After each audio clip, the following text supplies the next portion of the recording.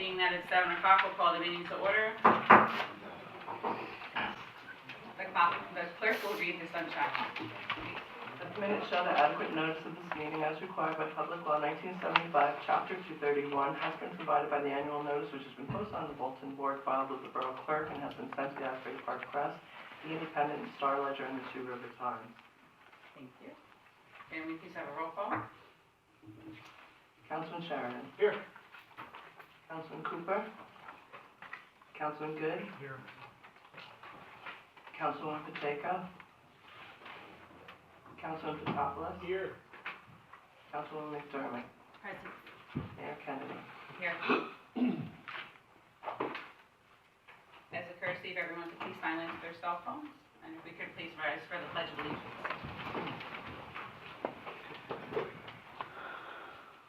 Allegiance to the flag of the United States of America and to the republic for which it stands, one nation, under God, indivisible, with liberty and justice for all. Please remain standing for a moment of silence. Thank you.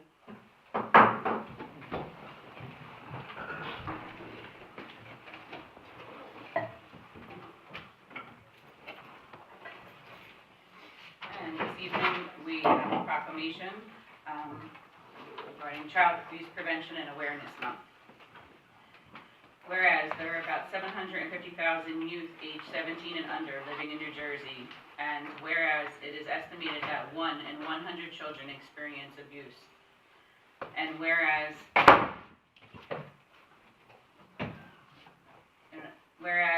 childhood maltreatment and abuse are part of adverse childhood experiences and create long-term trauma that has lifelong impacts. And whereas child abuse is a significant social problem that creates significant effects for entire families, communities, and the society as a whole. And whereas all children deserve to be nurtured, protected, and free from physical and emotional harm. And whereas the state of New Jersey and the New Jersey Department of Children and Families believe that healthy families raise healthy children. And whereas the state of New Jersey is committed to offering a continuum of community-based child abuse prevention and intervention programs that are culturally competent, strength-based, and family-centered. And whereas the New Jersey Department of Children and Families embraces the standard for prevention programs developed by the New Jersey Task Force of Child Abuse and Neglect. Whereas all sectors of the community, including law enforcement, medical professionals, schools, courts, and media outlets, as well as numerous public and private agencies, have joined forces to promote public awareness and community involvement in keeping children and their families safe, healthy, and connected during the month of April and in continuing throughout the year. And therefore, do hereby proclaim April 2019 as Child Abuse Prevention and Awareness Month in Keyport and urge our residents to become involved in efforts aimed at strengthening families and communities and preventing our children from being abused and neglected.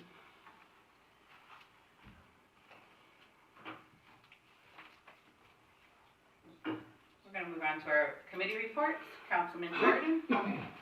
Thank you, Mayor. For finance, the budget is on schedule. We're going to have the public meeting next meeting, which is on May 7th. Keyport Historical Society is going to be opening the weekend of May 4th and 5th. And then after that, every Sunday will be open from 1 to 4. They're also going to have a meeting on, is it Monday? I'll have to get you the date. But it's how to research your house. May 6th. Yeah, thank you. But if you're interested, they'll be discussing how to research going back in time to who may have owned your house before you did. So that's kind of interesting. Additionally, the Local Emergency Plan Committee is going to be meeting this Monday. And then just as a side, I know other council people are going to be speaking, but there's a really nice job done with the Easter egg hunt, with beach cleanup this past Saturday, and the First Aid Squad dinner this past Saturday evening. And thank you to all the volunteers that helped make those things happen. Thank you. Thank you, Councilman. Councilman Cooper. We're short. Okay, on the senior citizens during the month of February, they had the Black History Month on the 28th. They had the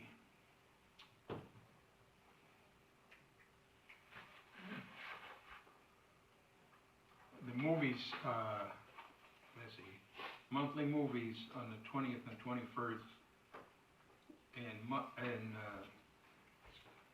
excuse me, blind on one hand, can't see out of the other. Okay, sadly, we lost a very respected member, Elizabeth Walling.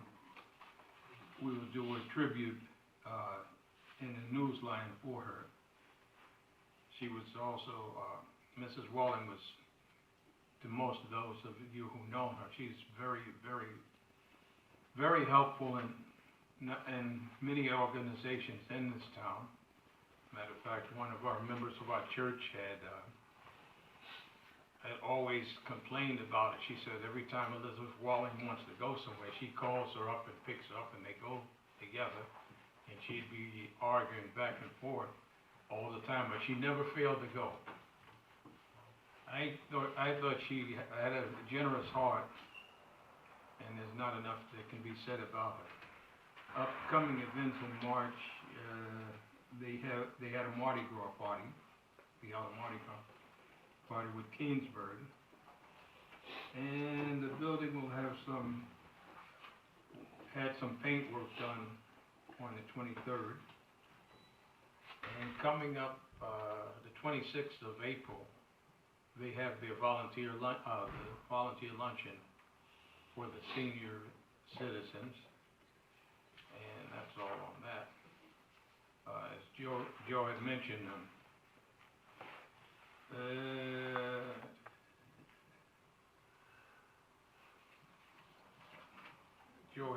on the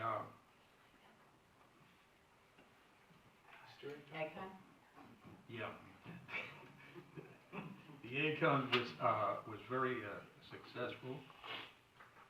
We had a lot of volunteers out, and some, of course, who missed it. And that's all I have on that.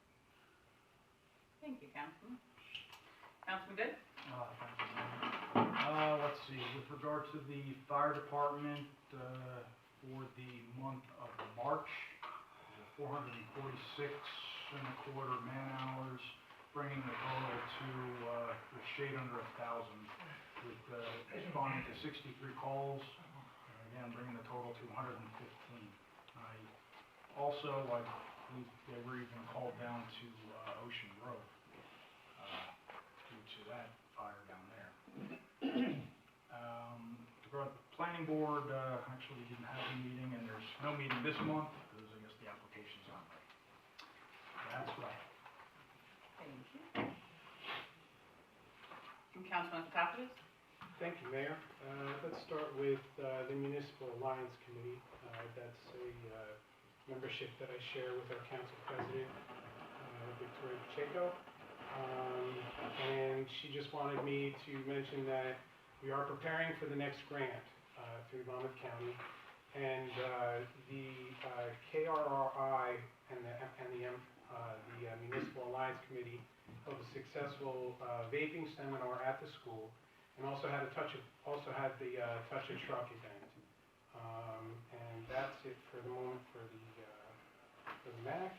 And let's get to Health Registrar and Recycling. The Health and Registrar report was submitted by Don Purcell, our administrator, for the record, and there was no recycling meeting this month. As far as the Environmental Commission is concerned, I've submitted the approved minutes of the Environmental Commission from February. In March, Councilman Sheridan provided an update on the future planting efforts of the beach dune restoration. Dr. DeGroat, who was the chair of the KEC, and I inspected the current site where we've planted the beach grass, and the effort seems to be working better than expected. The dunes north of Cedar Street are building up nicely, and most of the beach grass, while it's buried, it appears to have served its purpose by actually collecting the sand and building a nice dune right there. I was pleasantly surprised. We must have had a really windy winter. The grasses that we have planted that are buried right now should push through to refresh students' fine. April 13th, beach sweeps were a success, and I await the official report.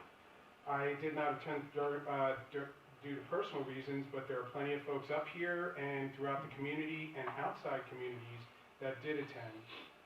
I want to recognize Mike Palmisano, who has been a tireless leader for the beach sweeps and who's been doing it for nearly a decade and shows no signs of stopping. We owe him a debt of gratitude for his service, along with the dedicated members of the Keyport Environmental Commission and the community volunteers from the borough and communities throughout New Jersey. It's interesting, this is actually a destination event where communities, volunteers come to Keyport to help clean up our beaches. Brownsfield Inventory, another project led by Mr. Palmisano, he reported that the preliminary work is done. And his and other members of the Green Team's efforts have produced descriptions of every commercial property and larger public properties derived from the Monmouth County property data cards and are now summarized in a spreadsheet and cross-referenced with the Department of Environmental Protection's known and suspected site report for the areas of Keyport outside the original Brownsfield development area. The next step will be to engage Matt Morrow at Excel Environmental Resources to assist in rating potential sites, and I hope to work with the borough administrator on that to engage Matt ASAP if possible.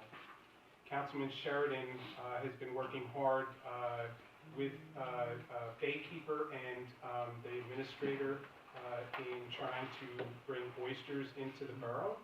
And so far, so good. There was actually a meeting with a representative from the governor's office and some emails exchanged, and we're making good progress on that, right, Joe? So far, so good. So far, so good. We continue to investigate the feasibility of pursuing a plastics reduction initiative in the borough's business district. I have nothing to report here other than Mr. Kelsey provided an interesting study that could help us get to a policy proposal in the future. We plan on taking a good look at that. Tree giveaway. Okay, so under new business, I'd like to ask for council's consent to allow the Keyport Environmental Commission to use the gazebo to distribute free indigenous trees to the local public on Saturday, April 27th, the day after Arbor Day. We have the trees in the borough, and the timing to distribute them is perfectly suited the day after Arbor Day. And like I said, I'll be bringing that up in new business. As always, thanks to the mayor for the recognition, and thanks to the community for allowing me to serve them. Thanks. Thank you, Councilman. Councilwoman McDermott? Hello, thank you. So I will report on Public Works, Construction, Zoning, Property, Maintenance, and Library. Now, some of these reports are already later on, so I'll talk about the library. So the AARP Foundation finished their tax preparations. Hopefully everyone filed their taxes. And we had over 150 filings there. The Friends of Keyport would sponsor books for the library summer reading program, so that's going to be worked out. The chimney repair RFPs got withdrawn because the vendor we used was not responsive. And also, we have to find a new one because they withdrew themselves. We're out already. Okay, perfect. The library did do a 2017 audit, and the CPA firm that used it provided a clear result. So that's the highest standard you could have. It's kind of like an A+ in the CPA world. That's exciting. And they will be working on doing the 2018 audit books later in this year. Cody Club, which was kicked off this month, had 5 students, and that's about once. It's it's April through May from 4 to 5 p.m. So it's been increasing with interest. So that's coding. So if you have any children who are interested in learning about coding, please send them to the library for those days. And that's also on the Facebook page for events, and we're working on getting that published out there. Keyport ESL continues with good activity. Massage and meditation is the last Tuesday of every month. The weekly story and craft time every Monday is going well as well. There is one thing with Public Works. There's a sign that's falling over at the Sunoco gas station, stop sign. So, I know, I'm just telling you. Not ours. I know. Long. Okay, it's fine. I'm just letting you know. That's why today. KBBC 2019 projected budget was submitted last week. A few weeks ago. So it's up for review and approval by the council. We've been cutting ceremonies that planned for May 11th. With great, exciting news, we have 3 to 4 new businesses in town, so that's great for Keyport. Shareholder meeting will be held May 1st, starting at 5 p.m. in the chambers here. And we do have 28, initially we had 28 RSVPs since we last met, but we assume that went up. And we'll be doing additional advocacy and reaching out to the businesses to get them to come in. We approved replanting of pots in the area, so that's gonna be done. And mulch will be provided by the borough at no cost to us. And the committees are moving along as they need to within the KBBC. And the Harbor Commission, we did submit an ordinance that's under review by the legal counsel, the borough legal counsel recommendations, and I will give an update on that. The Harbor Master Plan remains in development, and we did reach out to Monmouth University, and we're pending an update from them to help us with developing that plan in conjunction with the master plan. That's it. Great, thank you. Administrator's report. Good evening, Madam Chairwoman, council members on the dais, and citizens here in the chamber. I'll happily report on activities since we last met and answer any questions that anyone might have. Since our last meeting, I met with the Garden Club. I had a meeting with a new employee. We held a planning meeting for the Easter egg hunt, which, as Councilman Sheridan reported, went off without a hitch. We had a conference call with an MPA student who was referred to me for an interview. We had a meeting about summer recreation. I inspected a property. I met with the Board of Education along with the mayor. I attended a Harbor Commission meeting, had another meeting with the Garden Club and our contract landscaper. I was subject of a deposition earlier last week. Participated in a meeting regarding the water treatment plant project along with the mayor and the project engineer with the residents in the vicinity of the project, and I think we addressed everyone's concerns. Participated in a meeting with the KBBC. I met with the Art Society of Keyport again. I had a meeting with the developer, Rhino Real Estate. I picked up supplies for the Eagle Scout project that's ongoing, met with Summer Rec, and had a meeting with the Eagle Scout candidate. With regard to open borough projects, the Beach Park and Beer Street outfall reconstruction and pre-construction meeting is scheduled for the 22nd next week. Benjamin Terry Park, I was just down there about an hour ago. Things are looking pretty good. The new sod has been planted and the kayak storage facility is about to be constructed. Our engineers are examining the viability of the existing swing set and seeing if it can be reconfigured. It's reported to be in poor shape, and if necessary, we can replace it in the near future. DPW building, I'm still waiting for the construction official to get back to the engineer so we can proceed. I was hoping to speak with him today, but I haven't seen him. Scattered Site redevelopment plan, we're focusing as part of that project on the 75 Manchester property in terms of finding a developer and commissioning the project. A developer did stop by and took a look last week, and they are interested in the site. We go into upcoming capital projects. The pre-construction meeting is scheduled with BlackRock, the paving company, for next Tuesday, and they should begin that project as soon as possible. A meeting has been scheduled with NJDOT regarding our transportation alternative streetscape safety project on May 10th. We'll be meeting with our selected consulting engineer along with key stakeholders and community leaders to discuss the scope of the project and get things underway. I had requested a design and construction proposals for our combined NJDOT local aid 2018 and 2019 project, and we should be able to get both of these projects completed this summer. I expect to have a design and construction phase contract on for our May 7th agenda. And that would round out our ambitious road resurfacing project. With the 3 projects that will be commissioned, we'll be doing over $3 million worth of road resurfacing in the borough. Main Street Park, the Monmouth County engineers completed their review and requested a few modifications. We think the modifications are onerous and burdensome, and we have appealed them because they're not really related to the park. And frankly, it's work that the county should do, not that we should do with our grant funds. We're hopeful to get that resolved next week.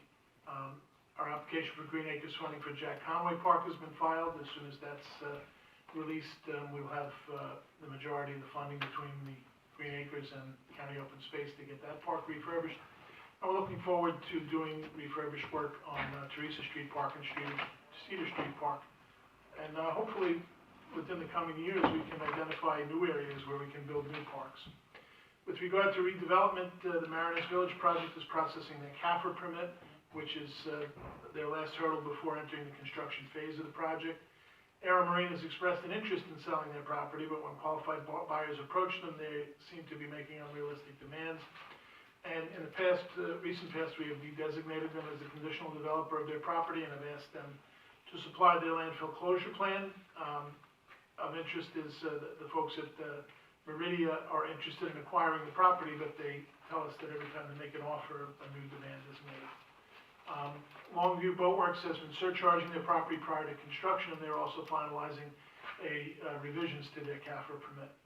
149 West Front Street, that's the across from the fishery, the former Ye Cottage Inn property. I reached out to the owner several times asking for a meeting with no response, but both Bert Ormack and Mike Lane, and I believe Councilman Fotopoulos have spoken to the owner, and it seems that the issue that's holding it up revolves around fixing the bulkhead prior to construction, and the developer's engineer is discussing the matter with DEP. I was told that they would contact me this week for a meeting, and perhaps working with them, we can approach the state and try and move this forward. If that's the sticking point, we should be able to get that done, because this is a project that's important to the community. We are also applying for a neighborhood preservation program grant. This is a funding mechanism that hasn't been funded since, I believe, 2005 or maybe 2008. And we'd like to focus a project on the Route 35 and Route 36 highway corridors, getting grant money to assist in developing and executing a plan to transform this sometimes forgotten part of our community and to improve the gateways on both ends, and to try and energize those areas so that we can get some business activity going there. And we haven't had any action take place upon a potential parking lot redevelopment project. Perry Street Water Treatment Plant is on schedule, and as I mentioned earlier, Mary Kennedy and I met with the area residents who appreciated us coming up there, although it was a bit windy and a little dusty. I think they appreciated the input, and they were able to tell us what their concerns were, and the contractor agreed to address them. We haven't had any complaints since we met, so hopefully we're moving forward in that area. The bike share program is obviously available and underway. The bikes have been moving around, so somebody's using them. Complete Streets project, the state will be issuing the RFP for a consultant to help us draft our Complete Streets policy and ordinance and demonstration project. Should be on the street in June with an expected award date at the back end of June. I'm also having some difficulty, but I'm in the process of finalizing a date with a noted planner and city administrator to talk about his community's experience with Complete Streets and parking problems, and I hope to have that resolved this week. I did meet with the Harbor Commission, as was discussed, and we are waiting for a response from the Monmouth University Urban Coastal Institute to see if they will partner with us on the work that we're trying to accomplish in the harbor.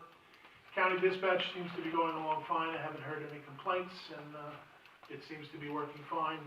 We met recently with our engineers and concerned individuals regarding the flood control ordinance, and we also have under communications a number of emails about that subject. At this point, Trevor Taylor is revising the ordinance based on our discussions, and I expect to have a follow-up meeting next week or so, and then we should have an ordinance ready for introduction. Regarding shared services, next week I'm scheduled to attend along with Mayor Kennedy, the Bayshore Mayor's Council, to discuss and to kick off an initiative to have an increase in awareness and shared services with the surrounding communities. We do have a number of shared services that are already in place that are beneficial to us, and we're looking to expand those offerings. With regard to tech review, we have a meeting tomorrow with a company who is reportedly able to provide us with a turnkey solution to broadcast borough meetings online in live streaming, and also archive them in an area that can be linked to our website. We're also awaiting the installation of our fiber optic line, which has taken a lot longer than I thought it should, but I'm told it should be done within the next week or so, and that would provide the borough with increased internet speeds and allow us to put our new phone system into effect, and also move forward with public Wi-Fi in the Borough Hall with an eye on expanding that to the waterfront in the near future. It was mentioned earlier about the chimney repairs at the library. Trevor's completing his evaluation of library facilities, and we'll provide a project estimate that we're gonna apply for funding as soon as they announce the library bonds. But we did get a proposal from one contractor to make chimney repairs. He was supposed to come in March. We called him in March and said he'd be there in April, and then finally when we called him and said what's going on, he pulled out. So they've requested new proposals from a variety of companies. I expect those to be in next week, and we hopefully can get something done on that very soon. Calendar year 2019 budget, as Joe reported, has been introduced. The public hearing is scheduled for May 7th. We're working with the Recreation Committee to finalize and move forward with our summer recreation camp. We also have accepted proposals for a number of interesting ideas for community-based recreation opportunities. As most people know, we've had yoga by the bay for some time now. We're looking to expand that and have such things as Pilates by the bay, a Tai Chi class in the park. We have an interesting proposal for yoga on a paddleboard, so that'll be interesting to see how that goes. Also, we have some local businesses that are interested in offering art classes to youth and to adults. And there's also someone who wants to offer puppy training classes. So we're going to be looking at these, and I expect to have recommendations at the next meeting. We're finalizing our recommendations for summer movies, so if anybody wants to see something on the waterfront, get me the name. I did receive some interesting suggestions that are not allowed to be shown on the waterfront. We're also kicking off combined energy initiatives. One is that we've applied for participation in the New Jersey Board of Public Utilities Clean Energy Direct Install Program, where they will partner with a contractor, come in and examine all of our energy consumption here in our buildings and make recommendations for lighting changes, HVAC improvements, any energy consumption. So we're having each of our buildings reviewed by them. It's a free program, and they do provide funding for the improvements that they recommend as well. We're also, we've applied for participation in the Sustainable Jersey Technical Assistance Program, where they will provide us with a sustainable energy expert to assist us in identifying and implementing energy savings throughout the borough, including streetlights and various other facilities. And we've engaged a company to audit our energy bills and confirm that we have the correct demand rates and meter sizes to service our facilities. They report that they've come into some buildings with a huge meter, which means that there's a huge rate, and it's definitely oversized for the facility, and they make recommendations for changing that. Of particular interest is that we've installed one LED light down at the waterfront at the boat ramp. If people want to take a look at it and see how it compares in brightness to the other lights in the area, that would be a key indicator as to whether or not that makes sense to switch to LED bulbs, and if it's acceptable, then we'll go ahead and switch all the others out. They cost money on the front, but they save money on the back. So, and I mentioned earlier the Neighborhood Preservation Program, which Keyport has been very successful in utilizing in the past. That's the program that brought us our streetscape on Front Street here, and up on the Broadway, and over on Maple Place on the other side of town. This has not been funded in many, many years, but it's been announced that they will be funding it this year. So we're hopeful to put a project together working with the KBVC that would address deficiencies in our highway district and our industrial areas. The program funds have to be spent in a census district that is low mod income. So there's a map that says where we can do the program, and the highway district does fall in the map. It's something that we've been talking about for a while, and hopefully we can do something or come up with a plan to energize the businesses along the highway, and also to tidy things up, clean things up, put some wayfinding signage in place to direct people into town, and on both ends have a welcome to Keyport presence, as well as clean up the area around the Parkway exit and other areas around town to try and make things more attractive, as well as other efforts to recruit business to occupy underutilized space. That's my report. I'd be happy to answer any questions. I have a couple quick questions. Okay. The kayak locker, I had someone inquire about if there's going to be a plan. Do they rent them for the season? Do we know how we're going to handle that yet? Yeah, that would be the way we would do it. We would rent probably annually for use. I believe it's gonna have 16 units in it initially, and I'm concerned that they're gonna be sold out like almost instantly. But we can always build another one. You know, I don't want the park to become a kayak locker, but it is something that if it's successful, we can move forward. And there would be a token charge for using the facility.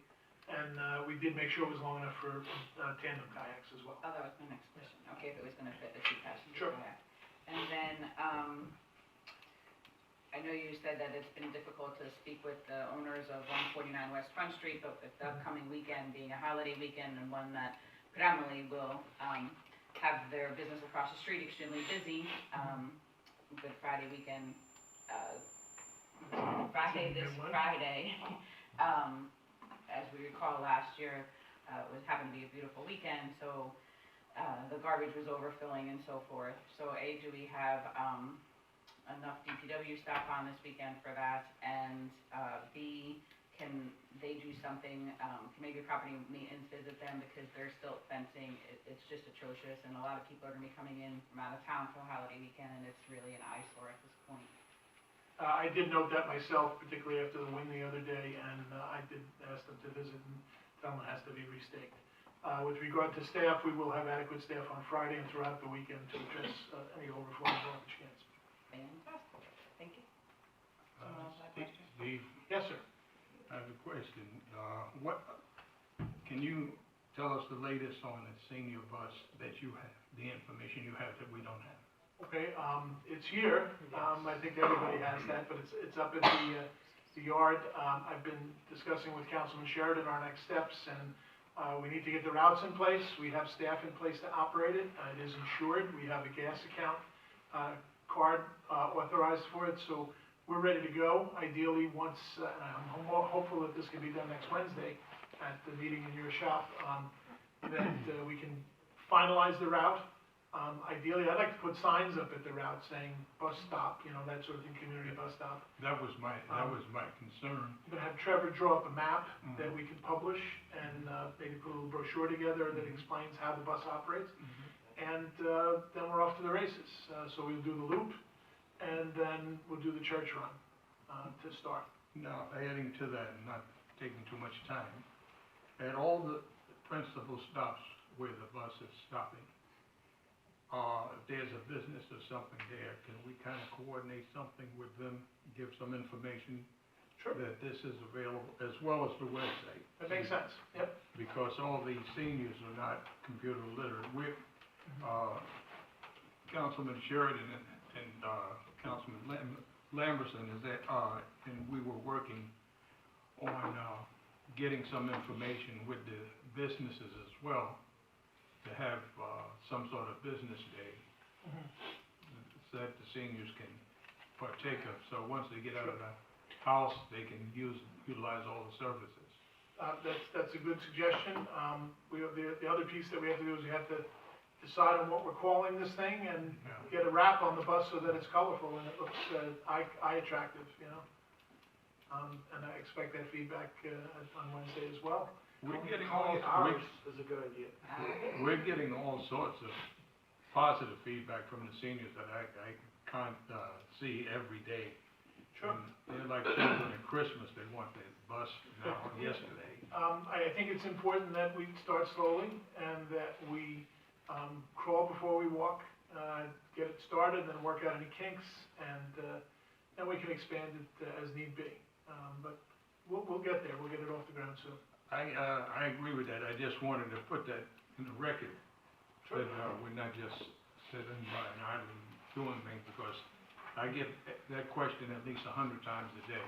Yeah. And I'm very glad that they're interested in it, but Sure. we want them to know that we're not falling down on the job. I know that, you know, you guys have met dozens, if not hundreds of times, talking about the logistics of this. It has been a long time in coming. One of the frustrations of dealing with state and federal agencies is things seem to take forever. But that doesn't mean that we stop working on them. It doesn't mean that we're not moving forward inch by inch. And a lot of the things that we're working on will come to fruition eventually. This is here, it's now, and hopefully before the month of May is out, we'll be watching people drive around on their bus. To piggyback off of that, the bus driver that picked the bus up, said that she was notified by the agency that any, decal or wrapping we do on it has to be approved by the second message. That's correct, yeah. Once we decide on the logo and the design, the plan is to have Major Look lay it out for us and then submit it for approval. And then once it's done, they do a really good job and it'll be very colorful. And Isaiah, we have your picture ready to go on the side. I think a lot of flames. They don't want to scare everybody. Anyone else? When's the water treatment plant gonna be online? It will be finished at the end of this year, in December. I have something. There were some issues with lights. Was that repaired? It was, yes. Okay. There were a couple fuses out, a couple bulbs were out. Okay. The other thing, of course, is that we're working on the timers, Right. because the buildings here, the lights on the building here go on too early now, and they're on during the day, so Scott is straightening that out. Thank you. Steve, what was the issue that, was it the county had? They wanted us to do some more work with something with Main Street Park? They Yeah, wanted to it cut was- trees or something? It was unfortunate. We met with them. Obviously, they have a big stake in this because they're giving us a nice grant to fund half the cost of the project. They came back and marked up our plans saying that they want us to install new sidewalks and handicap ramps on either end of the park. In looking at the improvements that they're suggesting, while they need to be done, they're not part of the park improvement. And more importantly, it's for the trail. It's their property that needs a new sidewalk. So come on, guys, fix your sidewalk, you know, don't try and piggyback on us and make us pay for an improvement that is your responsibility. This is the county. It is, yeah, absolutely. Come and take a look at their you have their markups, obviously. Trevor has them. Trevor, okay, Yep. cool. Steve, By the way, Trevor's in Paris. Putting out the fire. Porta pots for the, parks? They're deployed, They're out? yes. Where about that? Not in the boardroom. Hopefully you never have to go. Okay, thank you. We'll move on to the consent agenda. The clerk will read the items on the consent agenda, please. Resolution 15919 is payment of bills. Resolution 16019 authorizes staff hiring. That would be Chris Opie as Department of Public Works Laborer 1, Joe Muscatello as Department of Public Works Laborer 2, Rachel Alholm as part-time clerk in finance. That's one. Joe Muscatello as Department of Public Works Laborer 1, Rachel Alholm as part-time finance clerk. Deborah Subska as motor vehicle operator for senior services. Resolution 16119 authorizes an award of contract for professional surveying and engineering services to prepare a GIS map of the borough's water utility infrastructure. That's with CME and Associates. Resolution 16219 authorizes the purchase under state contract of spatial data logic municipal management software installation, data migration and training. Resolution 16319 authorizes the purchase of water from New Jersey American Water at a rate proposed for summer 2019. And Resolution 16419 authorizes an agreement for their hot dog vendor in Keyport Waterfront Park. That would be Funny Girl Hot Dogs. Can I have a motion to open this to the public for resolutions listed on the consent agenda only, which are the items the clerk just read? Move it, second. All in favor? Aye. Anyone wish to come forward on items on the consent agenda? Yes, Mr. Brown?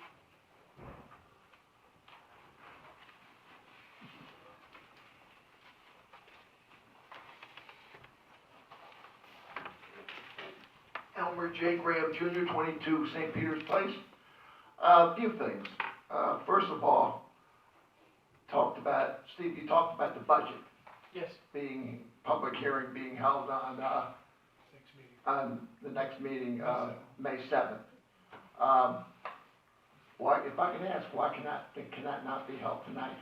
Because it's a required 28 days between introduction and hearing to give the public adequate time to read it and understand it and formulate questions. That'll give me even more time to read it and ask more Sure. questions on it, believe me, especially where the taxes are concerned. Okay, that's by state law, right? That's correct. Okay. On this one with Rachel hiring Rachel at home as part-time clerk. Yep. At a compensation rate of $15 an hour. Yes. Can you please explain that? This is an employee who will work in the finance department, essentially taking cash payments for water and sewer utility bills as well as tax payments, and it's a part-time position, $15 an hour. That's the key thing right there, part-time at $15 an hour. Say why at 15 an hour for part-time? That's a reasonable rate for the skill level that this person brings to the table. And eventually, $15 an hour will be minimum wage. I know it. Yeah. All right, thank you on that one. We won't get into that. Okay, let's see, can you explain resolution 16219? There is a need for a municipal management software program that ties all of our functions together. Spatial Data Logic is one of the suite of software programs, and it allows the sharing of information between the various departments. It allows for the automation of a lot of processes. The application for building permits will be able to be done online. The reporting of any problems, community complaints can be done online. Issuing of dog licenses, it's just a tried and tested platform that we think will improve the management of the borough. All right. Can you explain resolution 16419? That is the awarding of a contract that we let out every year. It will allow Funny Girl Hot Dogs to sell hot dogs on the waterfront. Okay.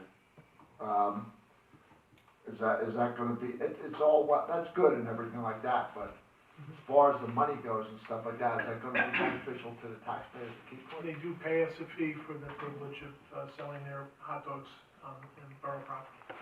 Okay, and a couple more other things. I've asked these questions before, but I'll ask them again. When is there gonna be a public hearing on complete streets? As I reported, the state is in the process of securing a consultant for us that will assist us in drafting the Complete Streets policy and the Complete Streets ordinance. That is taking longer than I thought it would, but in the meantime, I'm trying to schedule a meeting with, to have a presenter talk to us about his community's experience with Complete Streets and how they arrived at their policy. I bounced around a few dates with them and he had to cancel, so I had to put it off, but I'm hopeful I'll have a new date and hopefully we'll get together in May. Okay, and one last question. Any chance of Governor Murphy coming here for town hall? He's out and about, he's definitely moving around more than he has, and we have, Keyport though. we have told his representative that he's welcome to come here to Keyport and speak to our citizens, so I'm sure he'll get to us eventually. Okay, thank you. Yes, sir. Can I address something that Elmer said that Sure. bothers me? At the airline, we had this program where we were paying people to handle money and finances, and we were paying them way below the minimum wage. When you pay people below the minimum wage and they don't have a permanent job, they don't have any incentive to want to do the right thing for the right reason. Sure. If you're paying $15 an hour and you're watching them and you only got them working part-time, you can better observe them, keep control of your money, and give them no incentive to want to pocket any of the change coming Sure. through the window. That's just a thought. Appreciate that.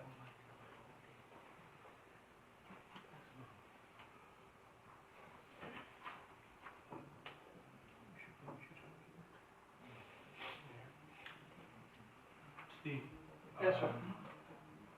Since we're, the resolution for the Keyport Waterfront Park, one issue I probably just seems to be overlooked is with the insurance that they're supposed to provide. Isn't it typical that the borough's named as an additional insured? They should be and will be named as an additional named insured on the policy before they commence operations. Okay, that seems to be just not referenced in the resolution. Okay.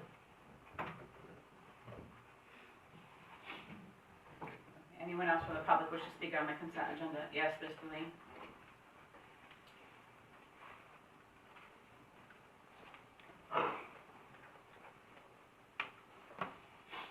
Michael Lane, 51 First Street, Keyport. Good evening, Mayor, members of council. I just want to comment on the report that Mr. Gallo gave.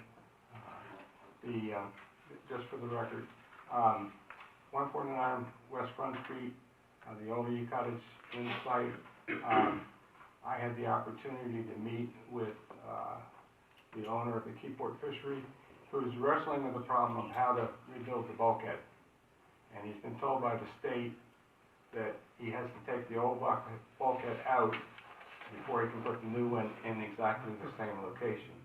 And I shared with Mike that that's not, we had the same requirement on the First Street bulkheads, and we told the state that it's too dangerous. If we take the bulkheads out, the whole backyards could collapse and fall into the bay. And we wrestled with the state for a long time, but they then came back and allowed us to put the new bulkheads within 24 inches of the old bulkheads. And I gave him all the permitting information. I gave him the design information that we used, and I shared with him that we added 4 feet of fill on top of the old ground, and that if he added 4 feet of fill behind his bulkhead, it would come even with the new soil that he's put in, plus it would then align with the height of the bulkheads along American Legion Drive. Thank you. Thank you. Thank you. Madam Chairman, along those lines, Councilmember Fatalis has been one of the individuals, along with Mike and Bert Omack, who have spoken to the owners. And we have suggested that they come in, sit down with Andy Reichel and staff, and avail ourselves of all the resources that the state offers through its business incubation system to cut through red tape and to get this problem solved so we can get this thing built. I think everyone in the borough would like to see this proceed, and we're going to put our resources behind theirs to get it done. I absolutely agree that it's gonna be an asset for the town, but in the meantime, it just looks like a complete eyesore, and a lot of people don't designate it between being our area, because it's right next to Fireman's Sure. Park, so it kinda looks like we can't maintain it, never mind the stuff that's blowing into the bay, because the silt fence isn't, up anymore, so. But thank you for that. Anyone else from the public wish to speak? Do I have a motion to close? Motion closed. Second. All in favor? Aye. Do I have a motion to approve the consent agenda? Second. Roll call? Councilman Sheridan. Yes. Councilman Cooper. Yes. Councilman Good. Yes. Councilwoman Pacheco. Councilman Fotopoulos. Yes. Councilwoman McDermott. Yes.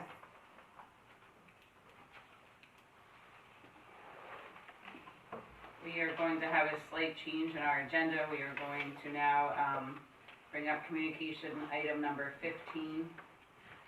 And we're going to separate that out and hear that now out of respect for the Art Society member that is here and took her time out of her schedule last week to meet with myself, Councilman Cooper, and Borough Administrator Steve Gallo to explain the application a little further since we had several questions on it at the last meeting. So since this is tabled since April 2nd, I'd like to move forward with that separately, so as a matter of respect for your time, since you came back first. Thank you. This is a table from last meeting. If anyone has any questions, we can discuss it now, or we could approve it, so. Madam Chairwoman, as directed by the council, we did meet with the Keyport Art Society and discussed their proposal. We arrived at the conclusion that the service is available to anybody in the community. They do charge a fee to join the organization, and it's a reasonable fee, but if there is someone, it's been represented to us that if there's someone who cannot afford that fee, they will work with them. So our concerns about this being a private, exclusive event using borough property were unfounded, and my recommendation is that we can approve this and have this continuing asset to the community continue. I'll make a motion to approve if nobody else wants to talk. I'll second that, and waive the fee. So it's a motion to approve and waive the fee. I just want to make sure you're aware of this, that That he's works adding for to me. the second. So we would need a roll call on that piece. Councilman Sheridan. Yes. Councilman Cooper, Yes. Councilman Good, Yes. Councilman Fotopoulos, Yes. Councilwoman McDermott. Yes. Thank you, Mr. Gallo, Councilman Cooper, and Bobby for taking the time last week to review all of this to make sure all the dots are, dotted. Thank you for saying that. Okay, now we'll continue on with the, agenda as is.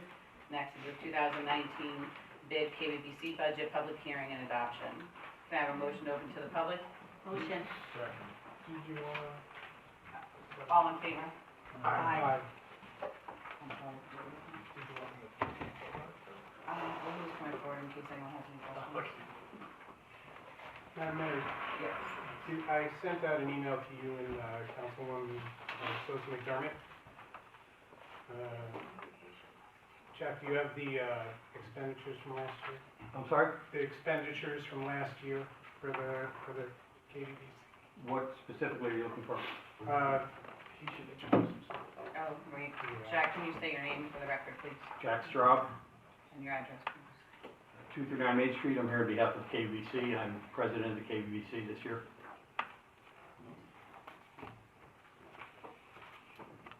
I'm sorry, which specific expenditures were you alluding to? Before I engage in a conversation with you, let me just yield to Councilwoman Sosa McDermott. Okay, so the question was asked about the last 2018 budget expenses. And the response Steve Gallo gave was actually giving the budget from last year. Yeah, I misunderstood the request, sorry about that. Oh, no, okay, so did you ask Mr. Straub? Yeah, so what he's asking for is a 2018 budget. No, The No, he's expenditures. asking for the expenditure. the expenditures, Now- because, They're, just to kind of backtrack, sure, we have not done, we're gonna go through audits yet, right? Books have not been Correct. audited yet, so 2018 has not been done. We know the expenses, but it has not yet Expenses, been but audited. it's not been audited, so I wanna make sure that's also clarified, because they're two different things, as you're balancing them out. So what exactly is it that you're looking for? The 2018 budget is side by side with the 2000, you can see that. right, and there are some increases and decreases, and typically an expenditure report is what justifies the increase and decrease between years of budgets, in business and in public. So that's why I was asking for the expenditure report. If you don't have it. I don't know what an expenditure report is. I mean, obviously, we have our P&L. That would That's what he's asking. That would do, but it's, But but what's the the- P and L is both, the expenditures are just what the spending is. Okay, I can, again, if you want to go by, if there's a particular thing, again, you look at some of these numbers, and some other council members have asked, separate questions, and it's very easy. Councilman Good, for example, asked about something earlier, and it was easy to explain. He asked about why, in marketing, we had gone from website advertising and marketing, we had gone from 27,000 budget in 2018 and decreased it to a $10,000 budget in 2019. And the reason for that is we had been paying too much money for things that we didn't know. We've got website maintenance, social media, New Jupiter Media, which is right down the street. In 2017, we'd been paying them $2,500 a month. We had a big turnover, as you know, in KBC. The end of 2017, the executive director resigned, the president resigned. We were down to only a few members. We rebounded pretty well last year with basically all of us pitching in ourselves. We did not hire a new executive director. We saved money doing that. We did all the events ourselves. We came out with our first ever music festival, which was a big success. But we tried to save money wherever we could. So New Jupiter Media was charging us $2,500 a month, and they were doing website maintenance, but we didn't really know what else we were paying for. So I went to the president, to Jason, and said, we can't do this anymore. I said, we want to start over. All we need is website maintenance. And I said, I understand that may not be big enough to account for you. We may be too small an account just to do website maintenance, but we always want to go to a Keyport business first and give you the first opportunity. And he was great. He said, I understand. We still want to keep your business. So we went from $2,500 a month to $250 a month. So in the 2018 budget, it had been a carryover from 2017. That's why there was $27,000 in there in 2018. We cut that back significantly. We're looking at expanding a little bit this year, because we only spent $250 a month last year. So we're not gonna go back up to $2,500 a month, but we may do some more things. But as opposed to paying a lot of money a month and not knowing where we're getting, we cut it back basically to zero, and as we need things, we expect to add things, one by one. That sounds great, and I have, you know what? You are one of the people that is probably gonna be one of the better stewards of the budget and cost spending, okay? I have no doubt about that. The only thing is that, there's, you know, how much did we spend on the Keyport Music Festival last year? That's a very good question. So the $64,000. So this is what, having been involved intimately in it, right? That sounds a little high, I'm not questioning Very high. that it was high. Too high. Well, that's what I wanna find out, is what was the expenditure on that? And it's not that I'm sorry, Jack, it's not that I'm asking for it right now, Okay. if you don't have it. No, But I wanna see that, and if, just say, 65,000 is what we should spend, right? I'm not saying it is, then why are we putting it down as 40,000? And why, and as a matter of fact, as far as marketing is concerned, where was the marketing? I saw that seemed a little low to me too, but, I would be more comfortable judging the budget as it stands, right? You know, if I could see what our expenditures were last year. I'd be happy to, again, the budget was presented a month ago. It was published in the Ezra Park Press, is available for the public to see. All of our meetings are open. I would have been happy a month ago to give you whatever information you wanted. Just explaining the music festival, we used to have a country jamboree, and that had run its course. It had no connection anymore with downtown and with the businesses along here. It had moved itself down to the water. There were vendors from out of town, and we decided it was time to pull the plug on that and start something new. And last year, with very short notice, the committee that you were on came up with the idea of a music festival, and it turned out to be a great success.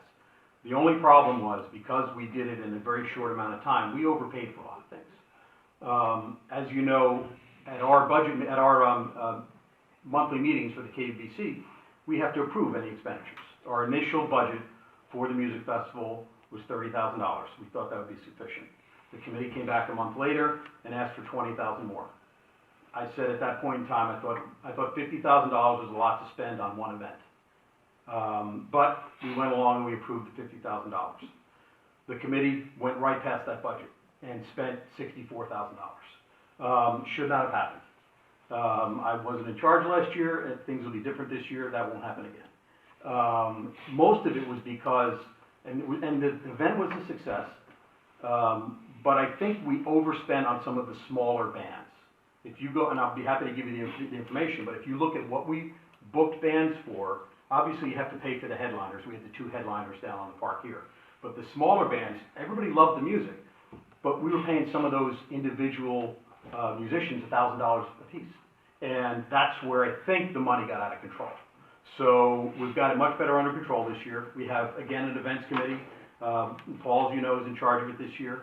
That's why we tried to set a budget. Now, if we need to go over that by a little bit, we probably can. But we've had a lot of discussions over the winter, and we think we can bring it in certainly closer to 40,000 than to 64,000. So I can clarify the question, to answer the question that Councilman asked. So why are we saying a lower amount than we should be budgeting for, 65K or whatever it is? Because we're gonna have sponsorships already put into the forecast of the event. So we're gonna go out and sponsor and have that gap analysis done. So we're already projecting sponsorships by corporations already going out there. Marketing's already working on that. So is the event team. Which we didn't have time to do last year. So if you notice the differentials, some of that stuff is because we are working to ensure that we identify those gaps in areas that are not. So, I'm sorry. Okay. There's a couple of quick points I'd like to make. The other parts that were included in last year for the budget for the festival, we are also trying to handle differently this year. Part of the finances and expenditures for the festival included stage and sound rentals, and we're hopefully moving forward in the near future, with acquiring a stage that will be there and that we can utilize often, and it'll be our stage, and we won't have to rent it for every event that we have. So that would be another item that wouldn't be incorporated into the expense report. And just for a point of clarification, a matter of record. Is it in the budget? Yes. Just for a point of clarification, a matter of record, it was mentioned that we did not hire an executive director last year. We did hire a staff member, Lori Davidson, who was instrumental in helping as a consultant for the music festival. So just in case anyone thinks we didn't have any staff last year, we did, and I just want to put that on record. So, sorry. I just wanted to add one item. It was a crazy successful event.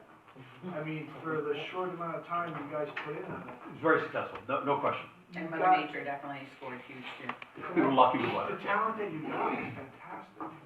And I do hope, even though you're spending less money, that you get the similar talent, because just the feedback from the people, they love the work.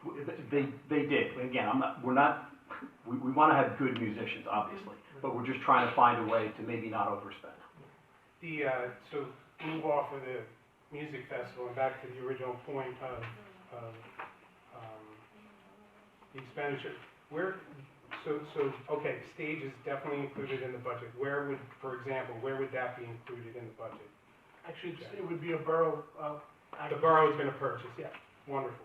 All right, so is there any chance that even if we approve this tonight, I don't see why we wouldn't, right? But even if we approve this tonight, what's the time frame to get an expenditure report, just so Well, first the of all, public and I don't know what, Profit and loss. I don't, The profit and I have a loss. problem, give you a copy as soon as the meeting's over. I don't know what an expenditure report is, but our P&L is for last year. Now, again, we haven't been P&L on, is fine, Our I'll audit be isn't- able to disseminate that. our audit isn't done yet. And just for, See, when we did if you look at the borough budget, it's got what we budgeted last year, what we spent with the report, and what we're budgeting this year. And we use those expenditures as a reference as to why we're gonna, how or why we're gonna. okay. It's also important to point out that we are still rectifying some of the items from the music festival. The sponsorship checks some of them never came in that didn't have sponsorships, and also some people that received checks to be part of the chowder contest never cashed their checks. So, as well as one of the vendors. So I think we, at the last KBBC meeting, put a time limit on the end of this month for, because that would be a 6-month wrap-up for their checks to be cashed, and some of the people were contacted and notified that those checks must be cashed by the end of the month. Again, last year, we all worked together as well as we can, but we need to make, when I took over this year, we need to make some changes. We did have somebody that was working part-time on our books last year. Unfortunately, we had some things that had to be cleaned up at the end of the year. Our P&L at the end of the year showed us with a $50,000 loss, which was not correct. I'm sorry, $30,000 loss, which was not correct. We then cleaned it up, and it turns out we had about an $8,000 surplus for last year, which is in line with where we should be. So we cleaned it up. We did not have an audit in 2017. So I've already arranged, our audit is actually scheduled for next week. So we're going to have a 2017 and 2018 audit. I'm not a CPA. I do have an accounting degree, but I mean, there's just a lot of things that we needed to clean up books-wise. Like I said, I'll be happy to give you a P&L, balance sheet, whatever you want. Do you have it now? I do, but the copy I have right in front of me is marked up. So again, I can run a copy when the meeting's over. I'll be glad to give it to you. But like I said, if there are any line-by-line expenses you want to explain, I could try to do that. And for anybody in the public, I'm assuming everyone knows what the KBBC is, the Keyport Bayfront Business Cooperative, which is paid for by the commercial property owners in town. The little green schedule here, you all get those in your water bill, and those are all the concerts that we put on. We had a successful season. even before the music festival. And it was funny because at the last concert, someone was talking, and I actually had to grab the microphone, the mayor was there. And I had to tell people that were at the concert enjoying it, when someone said this is the last concert of the year, I said, please realize that your local businesses pay for all this. So the idea is, the reason why we put these events on is to bring people in from out of town and to bring people that live in town, downtown, and to hopefully shop not only in our downtown businesses, but in all of our businesses. As the borough administrator mentioned, we're looking at pursuing a grant which would help us improve some of the highway businesses. We have my business is out on Highway 35. So we want to do things for all the businesses in town that are paying into the bid. There is a small increase in this year's budget, but just to put it in kind of relative terms, the assessment for the bid, the Business Improvement District, is less than 0.1%. So for this year, it worked out to 0.085%, and for next year, it works out to, for 2019, it works out to 0.093%. And what that means is, just to give you for a commercial property that was assessed at $400,000, last year their tax that was paid into the KBBC was $340. So a $400,000 business, a commercial property, paid about $340 into KBBC. This year that would go up by about $32. It would go up to $372. My business out on the highway, because we have a lot of property, our actual number is going to go up a couple $100 because we have 9 acres. But for most businesses that are downtown, it's going to be, $30, $50, $60, somewhere in that neighborhood. We think that, and just to give you some other context, now the KBBC has been around 7 or 8 years. There was, I think this is the 3rd version of the Business Improvement District here. There was originally the Keyport Business Partnership. I was not a part of that. I think that was in the 90s. In the 2000s, there was a Keyport Business Alliance, the KBA. I was on that briefly. I just had some small experience with that, and then there were some big changes made. And then it turned into the KBBC in about 2013. But just to give you a rough idea of what we do with the budget that we have, if you go back to 2005, which was then the KBA, the total of all the commercial property, the assessed value of all the properties that were in the bid in 2003,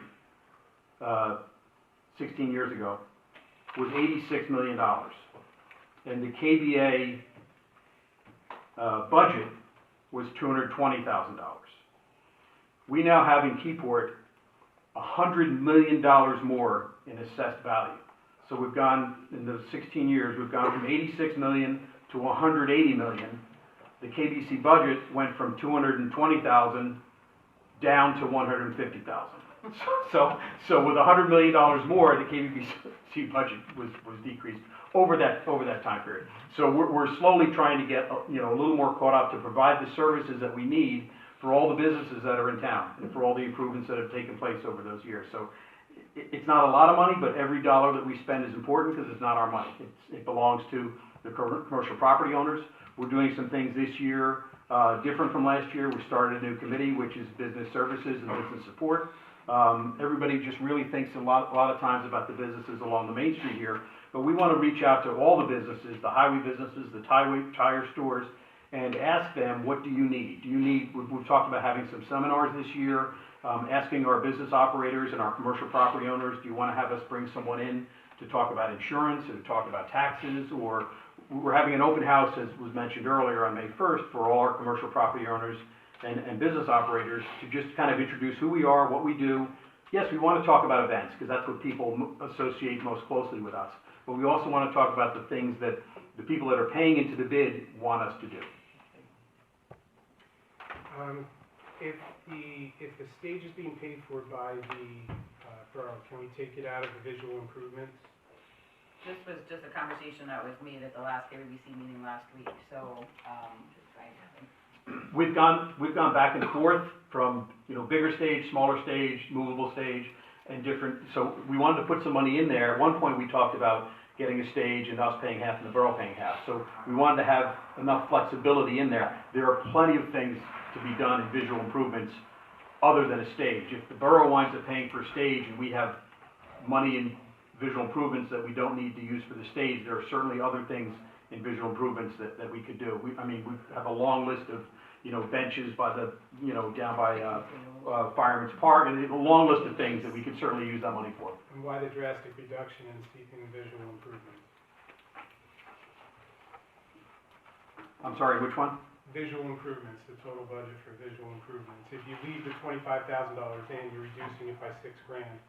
But if A sign-awning, there was money in the budget for a sign-awning program which had expired.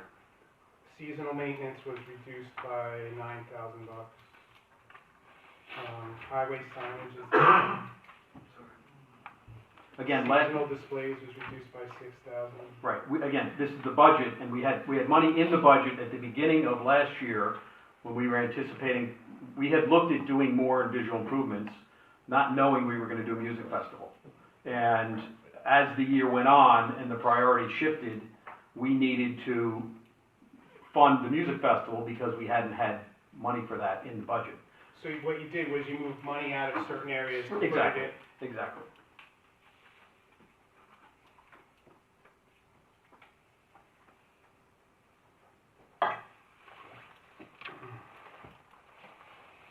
How much did we spend on visual improvements last year? Actual expenditures? Mm-hmm. Part of that came under the music festival with the lights, right? That's where they ended up putting the lights.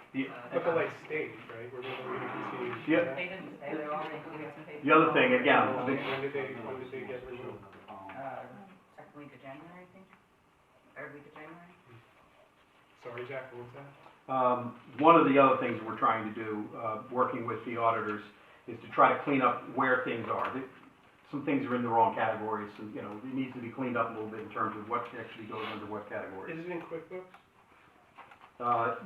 Yes, it is. It is in QuickBooks. QuickBooks Online? No. It's in QuickBooks Local.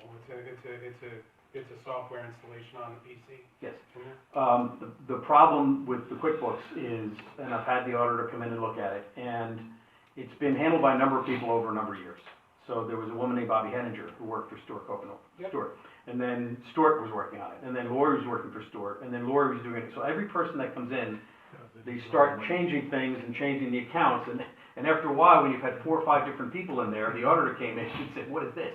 Would it be So all right if I sat down with you? absolutely, Good. absolutely. All right, the only other question I had was the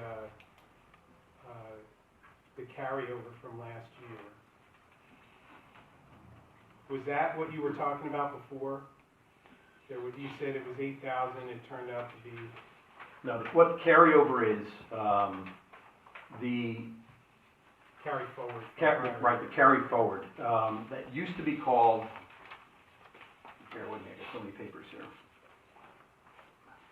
That was called something else, and on the advice of our auditors, we changed it.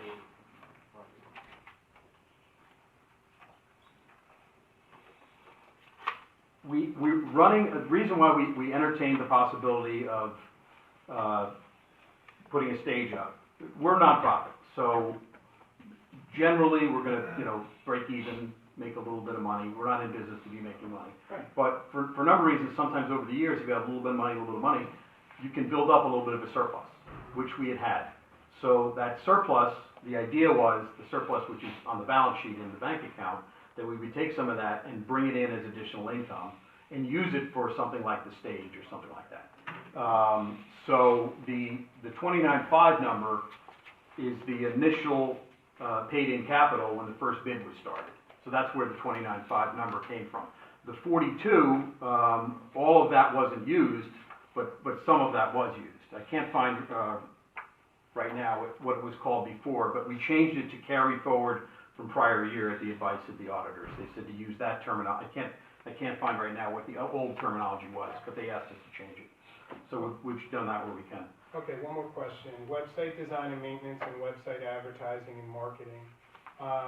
Do any of these encompass, or where are you encompassing social media social media effort. So It would be under website advertising and marketing. Okay, so the budget, now, okay, so when we got rid of Jupiter, right?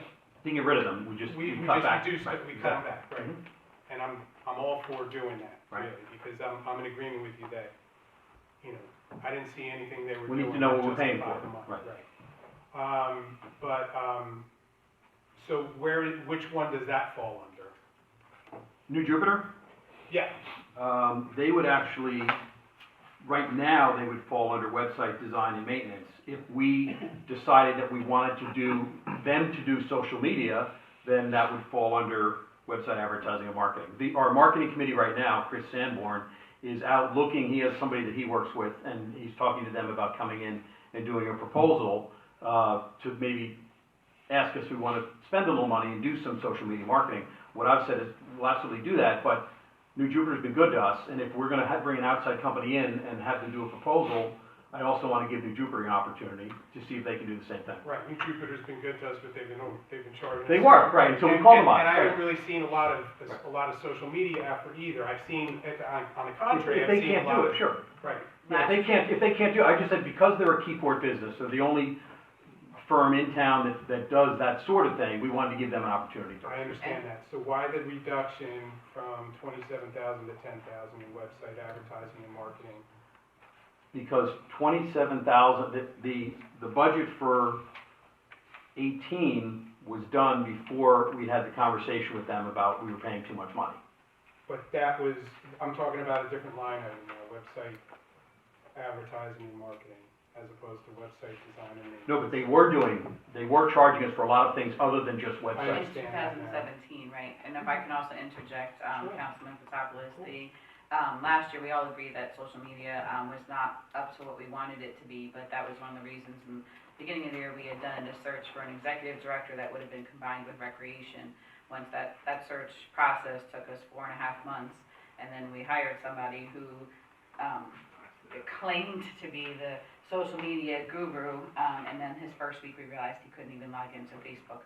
So, that terminated quickly, and then, our other efforts, throughout the year, social media was supposed to be part of some of the responsibilities, but the music festival, took a lot of that time away from being able to do that. So last year, I just want to make sure that people know that last year, New Jupiter was not asked to do, the social media posts. Okay, thank you. In conclusion, and I'm done, I swear. Yeah, I know, I do too. My concerns are with, a little bit with the reduction in visual improvements, because I think there's a lot of folks that feel like we need to do more of that, but that's insignificant. It's the marketing reduction that I'm concerned about. It's also important to point out that the budget is a hypothesis and where we think it may be, but, you know, at certain points of the year, you are allowed to legally change the money around if you realize that you overspent or going to overspend in one. Steve, that's usually in September that you could switch line items. It's later in the year, I don't know what the rules are with, KBBC, it might be a little bit more relaxed. It is, we don't have specific rules, so we can move, that's how we were able to do the music festival. If we weren't allowed to do that, then we would have had to say no to the music festival because it wasn't in the budget. Okay. So because we're allowed to move some things around. I did find the category previously, was called capital investments. And for the carryover, the carry forward. That had been called capital investments under the old budget, and the auditors had suggested we change that to carry forward. Okay. Which is why we did. So I'll get the P&L later, and then we can, okay. Thanks. I have one recommendation. So I understand Councilman Patopoulos' concern. Moving forward, I think we do need to probably potentially put expenditures, what we actually spent, into this report from the 2018. Apparently there's another report that we need to generate, which I wasn't aware of. No, I know. I think maybe Right. we just put that column. There's some stuff we can kind of do to help streamline this a little bit better. Sure.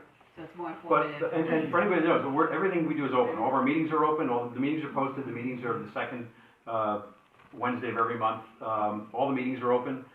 Anyone, even if you're not on the KBC, you're welcome to join a committee and work on things. We always value input, even if you're not on the KBC or on a committee, just come to the meetings and tell us what you think. Because we need your support so that we can support our businesses. Just to segue on what you were saying, I'm sorry? just to segue on what you were Oh, saying. okay, You're making audits for 2 years, correct. and you're making a lot of changes. Do you have to incorporate all this into your bylaws going forward? I'm sorry, which changes? How you're doing business and the categories and the expenditures and the, Oh, the bylaws don't need to be changed just to move something from one category to another. What we've done, and again, when you've got, and Dennis is familiar with, the councilman is familiar with QuickBooks, when you've had 4 or 5 people in there over the years, and they all put their own, I'm gonna call this a sub-account, and it's just cleaning some of it up, where the auditor can say, you know what, you have 5 sub-accounts under this, and you don't need 5 sub-accounts. well, this is what I was a little bit concerned with, because we've had 5 people at my pantry, and each one of them that handles finances does things a different way. Sure. And when you handle finances, I might call this one thing, he might call it somewhere, and somebody else call it another, but they need to have something, written and stand that says exactly what it is going forward, so that anybody who doesn't know anything about it can come in off the street and kind of read it and get an idea of what's going on. Absolutely. So what we did was, at the advice again of the auditor, one of the things that I did when we did have someone that we hired to do administration and bookkeeping last year, and she did not continue this year. So what we do isn't very complicated. It does get complicated over the summer. We have a lot of events, especially the music festival. But the recommendation was, I said, can we just hire a bookkeeper to come in once a month and do our books and do our, and the auditor said absolutely. And we hired a CPA. It only costs us $100 a month. She comes in, she does our statements, and now, and she knows the auditor, so she started to align the accounts. The auditor will come in next week, and I'm confident that once the audit's done, we'll be in a lot better shape to where I could go in, Dennis could go in, somebody could go into QuickBooks and have a real good idea of what's going on. We know, but it's just a lot of things are in a lot of different places right It now. shouldn't be that complicated. It shouldn't be, exactly. That's the whole point. I'd just like to make a point for this, and I don't know whether or not everybody either does understand it or doesn't understand it, but the money that the KBBC budgets, you guys are basically setting your own additional tax rate for the commercial properties. That's correct? Essentially, you're saying how much you want to collect from, We're saying how much we think we need to provide the services for the businesses. The borough is just basically the collector here. It's just the pass-through entity. So if you decided that instead of raising $236,500, you only wanted $100,000, the balance of that money does not fall back into the borough coffers. No. It doesn't go anything. So you're essentially taxing yourself. Exactly right. And so that money where, I understand, Dennis, where you're saying money should be moved around into website design and this and that. They do have a board of trustees, directors, Board of directors. board of directors that presumably voted on this. I mean, here, the minutia of operating the KBBC budget should be left up to them. I mean, I do understand the overall, but again, this is not something where if we say, yeah, we really think you're spending too much money on website design, that somehow we can move it into, oh great, we'll use it for our parks and recreation. It really is just, if they're not gonna use it, if they don't wanna raise it, it's just gonna go back to the business. The reason for the pass-through, for anyone that doesn't understand, if we, the business improvement districts, which have been established in New Jersey for, I think, over 30 years, the reason for them is if we just on our own decided we want to get all the businesses organized and we want to put on events and we want to try to do economic development and bring people to town, and if we went to every business and on our own without the borough and said, okay, we're going to charge $200 a year or do whatever, we'd never collect the money because we'd be spending all year running around trying to collect the money from people, and they say, oh, I'll give it to you next month. So what the bid does is it allows the borough to actually make the payment through the commercial property taxes. That's the process where it moves through, as you said, and allows us to get funded instead of running around ourselves trying to chase down everybody for dues during the year. It's similar to what the to what the school does. The school says collect X number of millions of dollars, and the borough, the municipal borough collects whatever they tell us to collect.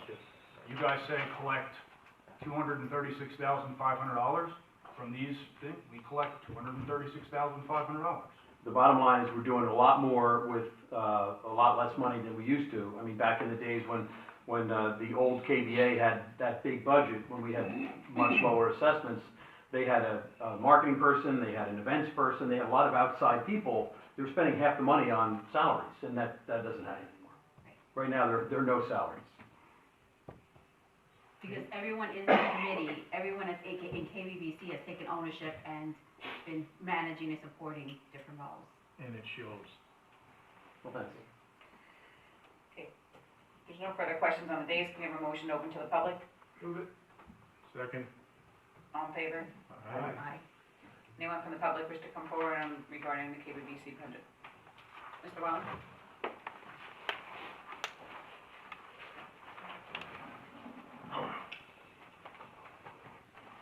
George Wallen, 54 Second Street. I want to thank Mr. Straub for being here tonight.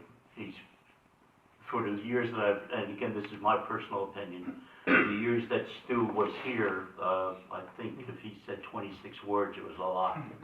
I talk too much. No, you talk clearly and you talk precise, so I thank you for that. I just have actually two questions. On your budget, at the top, it says that it's already been approved.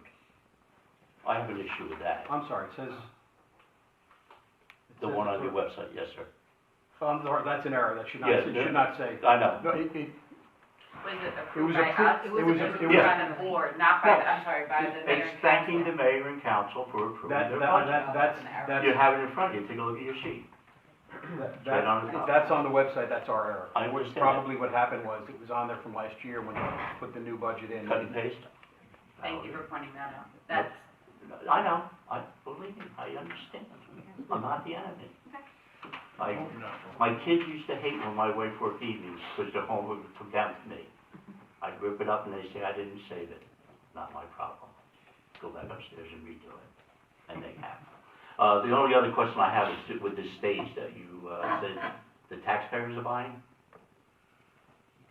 It's still to be determined, that's we're still finalizing how we're going to do that, but, we do believe that it may be more beneficial, this is what was discussed at the last KBBC meeting, to have a portable stage instead of a permanent structure down there. Right. That we can move it if we wanna have events in different locations, if maybe one time we wanna have something down at, Cedar New Street? New I Bedford. I understand the concept, So but if KBBC did it, then it was in the business district, so it may be more, it may. for the stage that you have now, they used to rent one from Middletown. So would that be an option, being that it's our tax dollars that's gonna own this stage?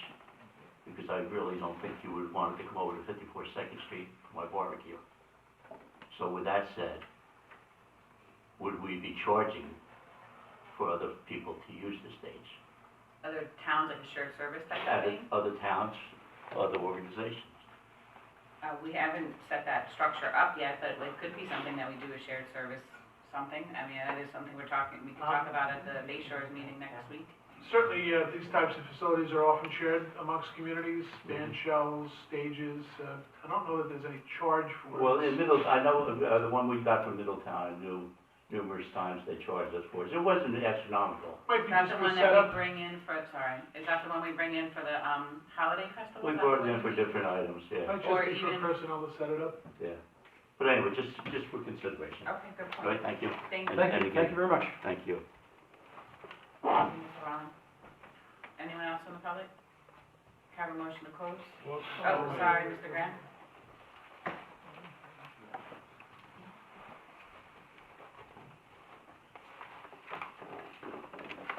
Albert Graham Jr., 22 St. Peter's Place. I just have a comment in regard to the KBBC and stuff. I just want to compliment you all on the terrific job you're doing for the borough of Keyport, and it helps us considerably with our image and everything like that. And thank you. Thank you Mr. very Rogers. much. Thank you, appreciate it. All right. Thank you, Fellow Mr. Met fan. Okay. Hey, they're playing right now. I know. Thank you. Anyone else from the public? Have a motion to close? Motion. Second. All in favor? Aye. Motion to approve. Second. Have a roll call, please. Councilman Sheridan, Yes. Councilman Cooper, Yes. Councilman Good, Yes. Councilman Pataplia, Yes. Councilwoman McDermott. Yes. Next, we'll move on to the public hearing and adoption of ordinances. Ordinance number 8-19. Thank you. Thank you, Jeff. Good job. See you later, Jack. I'm still here. COLA rate ordinances. The clerk will read the ordinance by title. Ordinance to exceed the municipal budget appropriation limits and to establish a cap bank that's under NJSA 4-45.14. Have a motion open to the public. All in favor? Aye. Anyone from the public wish to come forward to speak on this? Mr. Graham?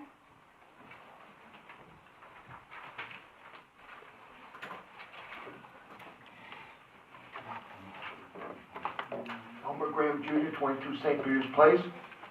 I just have one question in regards to this ordinance. Can you more or less explain that, Steve? Sure, the state of New Jersey has established two caps on how municipalities do business. The first is a cap on expenditures, and any expenditure with certain categories excluded, any expenditure in increase in municipal expenses that goes higher than 2.5% requires the adoption of an ordinance authorizing that increase. In this particular ordinance, we're requesting an increase in spending of 3.5%. Not in the amount of money to be raised, which is the levy, and that's subject to the levy cap.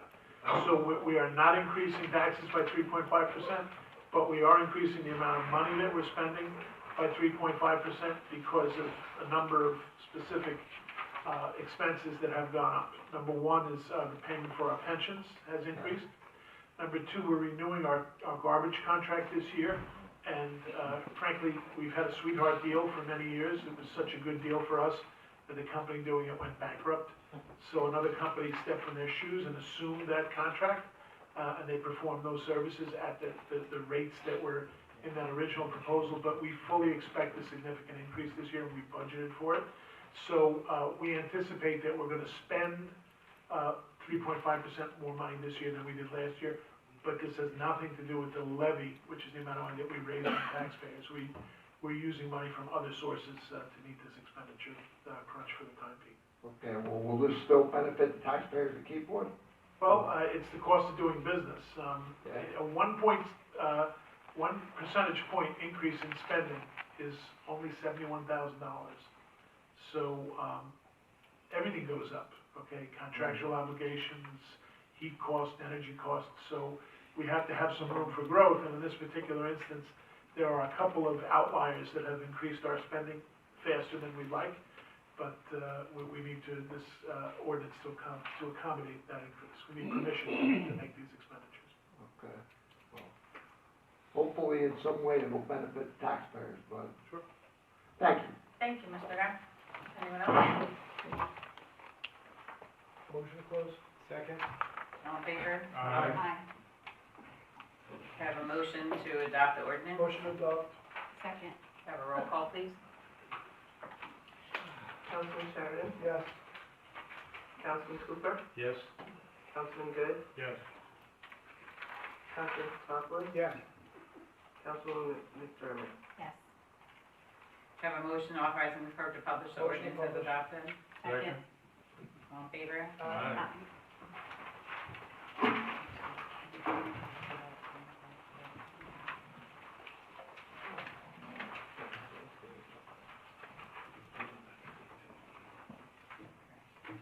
Communications by consent for approval or received to file.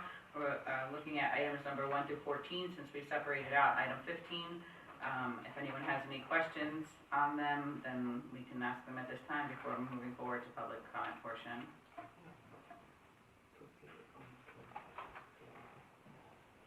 Wait, but I don't know that, I was asking if anyone on the dais has any questions on them, and then we'll move forward to public comment on them. Okay, okay.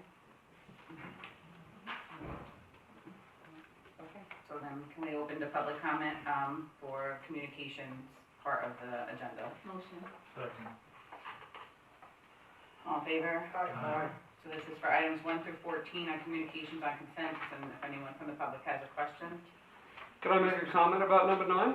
Mr. Snyder, you can come to the table Yes, and state your please. name and Thank you. address for the record, please. I appreciate it. I'm John Schneider, 163 First Street in Keyport. I've lived here for about 6 years. I want to thank Steve. You've got 127 things at any one time that you're juggling, and I'm one of them. And I appreciate what you've done and what you do. You do a good job for our town. I'm a historian. I'm with the Keyport Historical Society. I'm a videographer, musician, a teacher. I teach occasionally at Keyport High School. I have a background in television and marketing. I was the AT&T Vice President of Marketing and Public Relations for quite a while, 25 years, and I am an expert in social media. My goal is really educating people about everything here in this beautiful area. It's a great place to work, to live, and to play. My volunteer effort and all of the expenses that I incur for doing this are done not to make money. There's no financial gain whatsoever. In fact, I lose money, and my mother often wonders why. I keep borrowing money from her. I do a weekly program, a 30-minute program on Comcast in Toms River, Ocean County, Monmouth County, Union County. I've got at any given time 30,000 viewers on Tuesdays, on Wednesdays, Thursdays, and Fridays. I'm in a lot of the local town cable access stations like Middletown, etc. runs a lot of my programming. I have a contract with Comcast. I'm for non-commercial programming, and I'm insured. I've been working with them for the last 5 years. They trust me, and I trust them. My programs are also posted on a website and Facebook.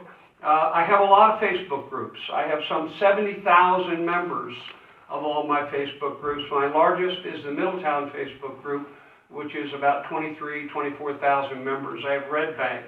Highlands has some 7,000 or 8,000 members. Atlantic Highlands, Freehold, Seabright, they're all over the place. I have specialty groups like the Jersey Bayshore Business Association, photographers of Jersey Bayshore. I've also tried to create something called Antiques of the Jersey Bayshore so that people don't go down to Red Bank, they come to Keyport instead. I've been a benefit to towns all over all of these counties, especially Monmouth County, for real estate people that use my services to show prospective people. Local businesses, I've done a number of programs for Stroud Buick. I've done lots of promos for folks here in town. I've tried to accelerate tourism and community pride and residence education. I recently helped Lisa Savoy and the Board of Education in trying to get the referendum moved through, and she appreciated that. I continually promote Keyport in all of my Facebook groups. So it's not just about talking about the garden club or the house tour or the music festival. Just in Keyport, I do it everywhere, and I do it constantly for businesses and all that sort of thing. Got great feedback from former and current residents. A lot of people live here, and they like what they see. We're very visual as a social medium, so a lot of people have continually told me that they appreciate what I do, and I appreciate them. I started something called Keyport Television. It's focused on the borough. I do it only for Keyport because I live here, and I love Keyport. And Steve, God bless you, you've been working with me, and like I say, I'm not one little of the 127 things that you do. I'm not focused on government business or issues or controversy. I really have a proposal that I put in front of you for Community Access Channel 15. If you go to Channel 15 right now, there's nothing. It's quiet. I did a survey recently of a lot of my Facebook people, and I asked them, what's your cable television? What do you have in town? It was split with a slight edge to Verizon, but it was split between Verizon and Cablevision, or Optimum. So people do I have it. Channel 15 is sitting idle. It was given to us years ago. We didn't know what to do with it as a borough. We gave it to the school. My girlfriend, who teaches English at Keyport High School, was the coordinator for it. I've met with the technical folks there. I've talked to Lisa. I've talked to Steve. It's easy. I'm developing programming now to put on it, so you'll have 24 hours of programming. If you want to put something on it, or somebody else wants to put something on it, do it. Keyport Television right now is on Facebook. It's called Keyport Television. There's an episode or a show every single week, a 30-minute professionally done program. I have purchased website time. I have KPTV. I have Keyport Television. I have KeyportTV.com, and you can go there if you don't have Facebook and see it. I've met with the Keyport High School technical team. It's easy. We can do it now. It doesn't cost us anything. My girlfriend Diane Quinn is ready to assist. She's already experienced, and the technical team is ready to work with her. And Steve, I think, Mr. Gallo and Ms. Savoya, I hope, support this effort. And my goal is to fill this channel with 24 hours of evergreen content about our beautiful town. If people turn on channel 15 now and see nothing, they will probably not come back. But after a while, if we can fill this with great programming and stuff about our town and all the cool things, the history and the business. I feature a business almost every episode. And you'll see at the end of my report, I've got a list of the things that we've done. I'm looking for your support. He can't do it. He's one guy. He's working on all these high priority things. I get it. I can work with the school right now. And I've talked to the principal and I've talked to the Board of Ed. And I've talked to some of the Board of Ed members. They want to feature the school, everything that it does. We want to feature the town. I'm ready to move on and give up. I've been working on this for a year, but I don't want to. And if you can help me, I'm willing to go forward and get it done. Doesn't cost you anything. It's free. Thank you. Thank you, Mr. Schneider. Madam Chairwoman, I did have the opportunity to meet with Mr. Schneider earlier in the year, and we had a discussion about his ideas. Following up on that, I had been in contact with Altice, which is the company that purchased Optimum and Cablevision. In the past, in other communities, notably in Bayonne, where I worked prior to this, there were essentially 3 channels that were offered. One was a government access channel, which was meant for broadcasting meetings, public meetings of the planning board, of the municipal government, and government-sponsored and produced content. Then there was Educational Access Channel, which was meant for school districts to broadcast their meetings and any educational facilities. And then there was Public Access TV, which is open to anybody who would be interested in providing Cablevision with content, and they would put it into their lineup. And we had, I'm going to say about a dozen shows that were locally produced and turned over to Cablevision and put in a time slot and recurred every year. I did reach out for Altice and ask them, what they offer in Keyport as a community. They're going to get back to me. I haven't heard back from them, but their public access site, which is where John's content would most appropriately fit, is active in Brooklyn and in New York. Notably, it doesn't have anything about New Jersey, and they're supposed to get back to me. But we have a situation here. We have a private individual who's interested in providing content for deployment on cable television, and Verizon also has the same arrangement where you could submit to them programming, and they would broadcast it to all their communities, people who receive it here in Keyport as well as throughout the state. It's interesting because when public TV, public access on Verizon, not public, government access on Verizon broadcast shows, you could turn it on at your home in Belmar and watch the council meeting in Newark if you wanted to. So it's organized a little bit differently. But I still have to hear back from the folks at Altice, and it would seem to me that would be the best way for you to deploy your content is through public access. Mayor, just a quick response. I'm giving a $300 scholarship to the school this year for audiovisual production. I also agreed and talked to the video teacher there, who I know pretty well, and said, I'm happy to work with the school. If the school has content that they want to put out, I would bow out of that. But 15, if we don't have that third part that you're talking about, Sure. is ready now. Yeah. And if we need to, if the school has stuff that, and I'll work with them, I'll do football games, I'll do graduations, I'll do whatever they want, and Ms. Savoya knows that, and she's supportive of that. And I'll also position the school. I've done graduations, and like I said, the referendums. It's available now, and if it turns out that your contact comes through, I'll pull all the content off. It's easy to put up. Yeah. You don't have to lift a finger. I understand that, the Channel 15 was turned over to the Board of Education and, for educational access. And they're willing to let it go. Well, if they wanna use it and they wanna use you, No, that's. they can do that. Yeah, that's between Yeah. you and the Board of Ed. But I don't know under what auspices we can authorize private content on a public government channel without having editorial control over. Well, no, you would have editorial control, and I also I'm bonded and I have liability insurance, Understood. like I have with Comcast.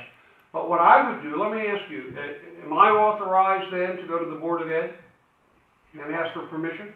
You can ask anybody anything you want. No, I want to do it respectful. You don't need my authorization. Well, I want to make sure you guys are okay with If it. the Board of Ed has control over it, Well, we gave up that control years ago, but yeah, okay.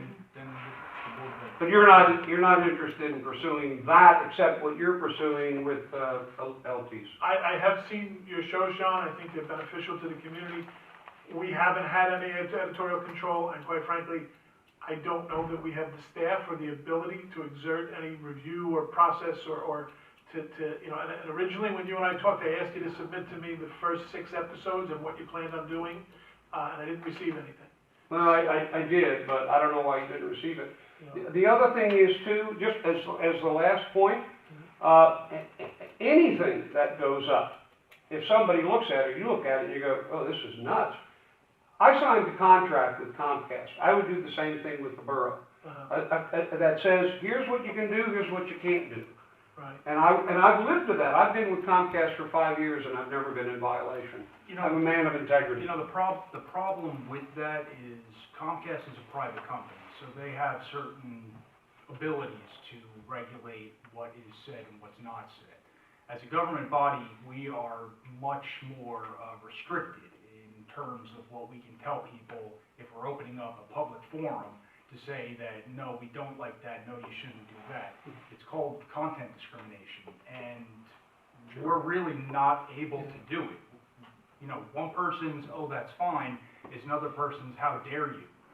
So, generally speaking, and I'm speaking for myself up here, I would not advise any type of content, editorial abilities here. It opens up a Pandora's box. If that is the thinking of the borough council, I'll cut bait. No, I'm talking to myself.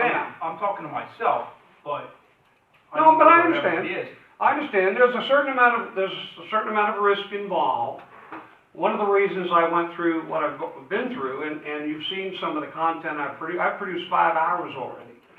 That will go to the 24 hours where you'll have programming 24 hours a day. Now, if you want to look at it as we go along and say, that's the most ridiculous thing. What you did with the park, that's stupid. Or wait a minute, why are you putting music on? If that's what you see as you go along, you can take it out. It's not that, oh, we think that you're doing this, or we thought that this is funny, but somebody else comes to us and says, oh, well, we want to put in a half-hour show. Well, that's great. Who are you? We're the Ku Klux Klan. Want to do it? You know what? Now that's the danger of community access. Well, that's the problem. That's why you have to have a contract. No, we have a constitution. We can't say no. You can't do it if you want to have. You can monitor. You can monitor content if you're in charge of it. Content discriminate. If the Ku Klux Klan wanted to put on a public access, and we're letting you do it, we'd be sued out the wazoo by the ACLU. No, I get it. I've seen the cases. They'll say, you know what? If you're going to give one person a forum, you have to give everybody else an equal forum, or you're discriminating. And I do think your material, which is quality material, is most appropriately for public access TV, not government access TV. Oh, I agree. But the Now, original wanna find out Channel 15 was community access. We got it as a town, and it was given over to the school, Right. because we didn't know what to do with it. Well, it was government access, and it was, now it's educational access. I don't know if it was government access. I tend to disagree with the research that I've done. It was originally community cable access television. Yeah. And it was back in the day when the government mandated it. But look, if you're not interested in pursuing it, I'll stop completely. I would talk to the school. Listen, I quite enjoy, your productions. I'm just saying as a government, as a council Well, sitting up here. I got plenty to do. That's a different, it's a All right, different. I would like some help. But if I'm gonna chase this dog, It would be with. the I would school. need help, yeah, I'm tired. All right, thank you. Thank you. Anyone from the public wish to speak? Yes, Mr. Lane?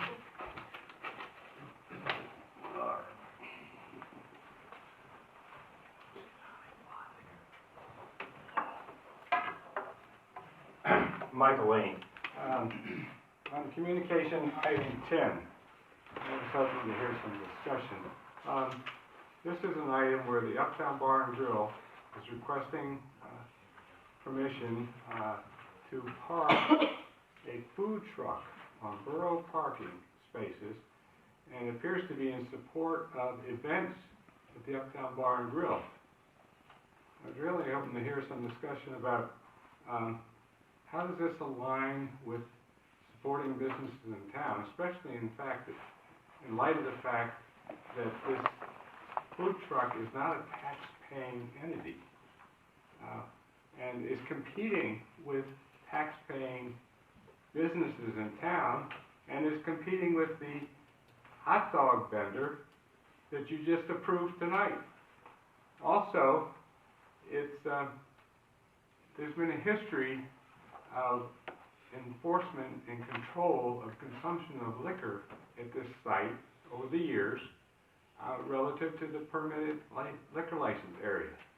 And there was, a couple of years ago, a barbecue pit at the bottom of the, just off the premises of the liquor licensed area, and people would go back and forth between the barbecue pit and the bar area. Is that the plan for this operation? And I haven't heard any discussion from council. So I ask you to, in light of transparency, have some discussion on this issue before it's voted on. Also, communications item number 2. I'd like to hear some discussion, at least on whether you're going to fund the yearbook and at what level you're going to fund it. Thank you. Thank you. Madam, I do, Steve, I was gonna bring this up, I might kind of beat me to the point afterwards. With regard to that, communication number 10, two issues I have. One is an insurance issue. Sure. There's nothing about, you're utilizing borough property for, private, there's no issue, there's been no, I guess, offer or the requirement that, there's insurance and additional insurance. But the second question I have is, the parking spaces are part of the Green Acres. Is this permitted? Not at that location. So it's not part of it? Anything at that location on that side of American Legion Drive has been excluded from the park. But just a couple things. Mike, as you said, did offer some valuable commentary. You haven't approved this yet, so the suggestion that this was voted on and approved has not occurred yet. I do think this is not ready for prime time. What they need to do is submit an application for the use of borough property, which does have an insurance requirement and does have a fee to be paid. And that would be appropriately reviewed. So I think this matter should be pulled, and a discussion needs to be had to see how it fits in with the overall mission and vision for the utilization of these facilities. It's not ready for prime time. Well, I was just, it would receive and file, but there's nothing, at this point, I don't think there's anything we could approve. Yeah, I would remove it from the vote and, instruct me to look into this further. And then number 2, the deadline passed. The deadline for the ad was April 12th. For the yearbook he's talking about. Correct. Correct. The deadline passed already. All right, So the answer is no. so that one will be withdrawn too? Well, Well, the receiving To file. receive and file. Right, we can't do anything after the deadline. All right, I'll just mention one other thing. In the past, there's been extensive discussion when we've had festivals in town with large numbers of food trucks, how that's not supportive of the businesses. Thank you. Can I ask when that annual yearbook notice was received? Doesn't have a stamp on it. Do we know? If not, it's fine. Oh, there it is. I'm sorry. I lost the cover page value. Sorry about that. I think that's it. April 5th. You received April 5th. I got it. Right.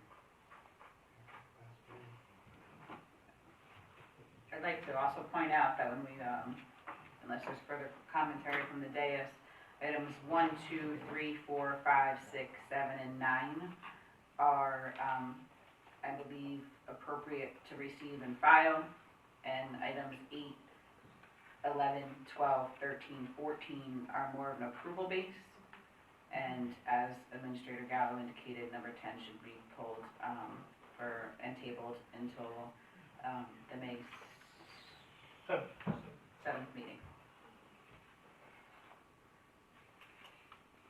Want me to make a motion? Is anyone in favor of that? I can craft the motion if you want. Do you agree with, I'm, I'm gonna go with Mr. Opal on that also. I just feel that, especially the liquor licenses, I don't think that's appropriate just to say file and receive. I think those have to have an approval. Am I incorrect on that, Valerie? Yeah, but everything listed is for approval or to receive.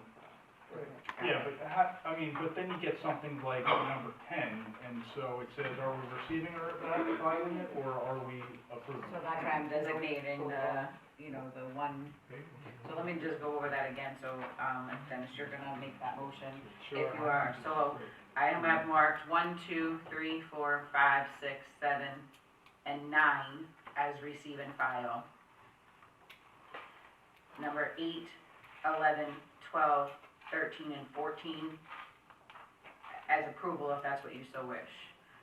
Number 10 is pulled, and number 15 we did earlier in the meeting. I just had one other question, I'm sorry. On number 11, I didn't see the police chief's approval. No, he hasn't, but it needs his signature in order to be approved before it goes back to the ABC. He was out of town, I believe, is that correct? Okay. So as long as you expect that signature, I don't have a problem. Okay, you ready? I'm ready. I make a motion that we receive and file 1, 2, 3, 4, 5, 6, 7, 9, and we approve 8, 11, 12, 13, 14, and we pull number 10. What about 13? I said 13. You did 13. We pull and send it to Borough Administrator for additional, Action? yes, Yes. I'll second that. Roll call? Councilman Sheridan. Close public comment? I make a motion to close public comment. Second. All in favor? Okay, then Dennis has made the motion, I'll second. And then you do a roll call, so I'll say yes. Thank you. Councilman Cooper. Yes. Councilman Good. Yes. Councilman Patsopoulos. Yes. Councilwoman McDermott. Yes. Thank you. And the clerk will read reports of departments.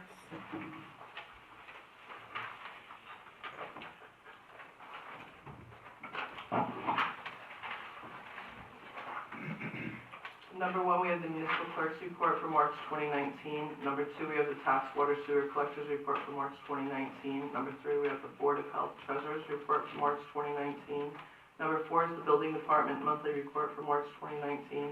And number 5 is the municipal court monthly report for March 2019. Make a motion to receive and file. Second? All in favor? Aye. Any opposed or nay? Under new business, I know Councilman Patsopoulos mentioned earlier that he would like to discuss the arbor tree giveaway. Can we make a motion and then I'll discuss it? I think we need to know what you're introducing before we can motion. Okay, when I make the motion, it's gonna be to allow the KEC, the Keyport Environmental Commission, to distribute trees on April 27th, the day after Arbor Day, down at the gazebo, and we'll be out of there before 3 o'clock. What type of trees? That's a good question. Do you really wanna know? Well, I mean. They're baby, they're not like gonna take up the whole No redwoods. park. They're seedlings, and they're indigenous, so, Trees and bushes. Indigenous to what? indigenous to here, my friend. Your backyard, Matt. What's the start and end time? I'm gonna let's put down a time of 9 a.m. to 3 p.m. Or until finished, if in case I go further, you're not really stuck there until 3. Right, exactly. Eastern Standard Time? It's daylight, it's Eastern daylight. Are we gonna need any garbage cans or anything like others, the DPW support? No, the one good thing about the KEC is we clean up our own Okay, trash. cool. Do you need electricity? I don't think so. no. Not lighting the trees. I'm just asking. I'll second Dennis's indigenous motion. Okay, so I can make the motion, let me just make the motion that we allow the KEC to distribute indigenous trees down at the waterfront gazebo on April 27th, the day after Arbor Day, from 9 a.m. to 3 p.m. Is there a rain date? No rain date. I'll second the motion as long as the indigenous trees are indigenous to Keyport. Okay.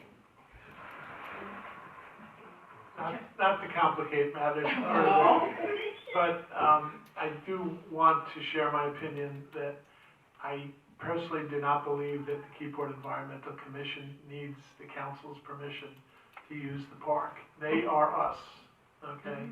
All we need to do is know about it. But Even better. I don't think you need the formal, probably like the Recreation Commission doesn't have to get a vote to have an event on the waterfront. As long as we know about it, that's fine. So all we need is a communication then? Yeah, but you may disagree with me, by the way. Very good.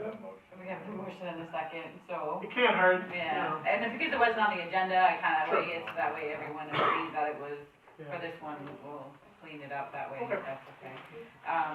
We do have commentary, so, Don's got a question.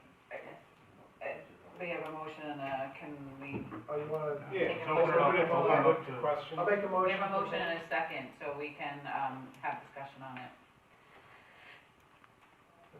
All in favor on opening it? Aye. Purcell? It's just a question that, you better check the calendar, make sure there's no wedding scheduled at the gazebo from 9 a.m. to 3 p.m. Trees look Saturday, pretty. April 27th. That's a good point, Tom. Thank you. Yeah. We'll verify that. We'll adjust the time accordingly. Just the time or the location. I don't know, I We think can the move it seedlings over. could make a nice bouquet for the wedding party. Evergreen bouquet. Thank you, Ms. Purcell. Anyone else have Thank you, commentary Michelle. since we opened, thank you, What do you Michelle. want, Michelle? Make a motion to close to the public? Second. All in favor? Aye. Go back to the motion, we have a second, so we would need all in favor on this one. Aye. Any opposed? Thank you, then, Councilman Paplas and the KEC. Any unfinished business? I have additional new business. I apologize. Okay. Does it involve trees? We had received, well, in a roundabout sort of way, we had received a request from the Art Society of Keyport to construct certain modifications to the area surrounding the mosaic benches on the waterfront. And the proposal included using a private company to conduct these works. I had consulted with council, and it is our opinion that the work that is being conducted fits the description of public work, and it's not maintenance, and it's not cleaning up things. It's landscape architecture and design and execution, which fits the description of public work. Therefore, it would require that the contractor be a registered public works contractor under New Jersey state law. And that seems to be a sticking point at this point. I know there's a representative from the Art Society, I believe, who would be able to fill us in more about what they want to do. Hi, everybody. Can we have a motion to open this? Motion. Second, Second. all in favor? Aye. Hi. I'm Ellie from 49 Pine Street. I'm on the board of the Art Society. And in reference to what Mr. Gallo was just talking about, Charlie Merler and I were working on this project a year ago.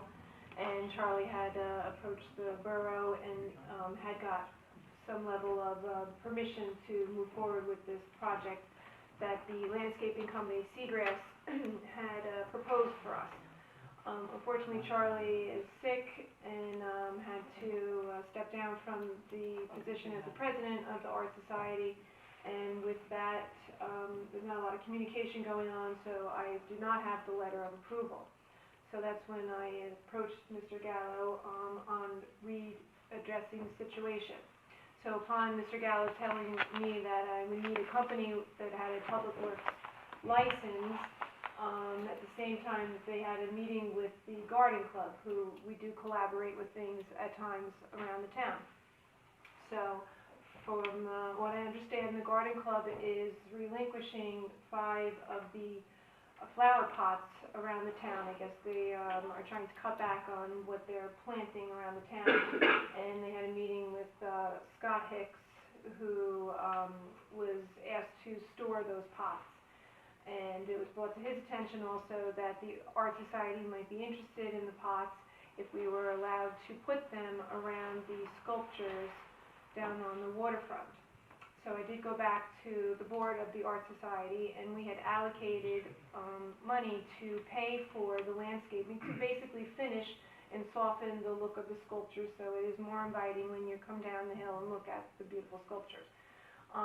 So I spoke with the landscaping company and asked them, would it be possible if we could put self-sustainable plants that are indigenous to the environment in the area, that are not going to be reproducing on other people's properties with seeds, and that would grow back every year, not something that we need to be replenishing every year. And they said yes, that is something that we can do, and put the proper soil in that would help maintain the plants during the middle of the summer when there's a lot of heat. So that is actually where the discussion is at. I don't have a formal letter into Mr. Gallo about that. That's been between Scott Hicks and me and the Garden Club and the Board of the Art Society. So at this time, I'm asking for your approval to take those 5 pots that are located now down around the waterfront and the boat ramp, and if Mr. Hicks can move them to around the sculptures, if we may plant the proper plants to put in there to finish the project and be able to donate it to the town finally. Can I just have some commentary on this, Mr. Gallo? Well, this is news to me. I had not spoken with Scott, and I'll talk to him tomorrow about it, but more importantly, I believe we just heard from the KBBC that they authorized expenditures to fill these pots with flowers around the community. Now, to find out that they're not going to be around the community, that's a problem that we have to address. And the second thing, obviously, is the original proposal that I received from the Garden Club this year was much more extensive than this work. So is it your representation that you're not going to do the other stuff? Right, because first of all, since last year, the town did dress up the area along the waterfront with the gazebo and the World War I monumental trees and everything, and the gravel walk. So it's very inviting, it looks very beautiful down there now. That didn't look like that a year ago. So just one point along that too. I was checking today to make sure that the trees are all alive, and they all look pretty good. Hopefully they'll bloom very soon. But also the lawn in that area has been included in the contract for our landscaper to rehabilitate and to resod so that it will look like the great lawn in the waterfront park instead of the sandy beach. He's going to put new dirt down in the grass there. Should be better. The picnic table's got to go. That's a monument, not a place to eat your lunch. So we're hopeful that we can make that look even better. We're gonna be working on that. And I'd like to express though, the last several years, several businesses have been almost on a wait list for those garden planters. So I find it odd that all of a sudden we have a leftover of 5 or 6 that can be placed down there. I'm a little confused by this. I have, an email here, from, Diane Calabrese. It says we asked, for 2 pots at Lower Main, 2 at the boat ramp, and 1 at the Dockside Deli to be removed and stored. So this was a meeting that she had, the garden club had with,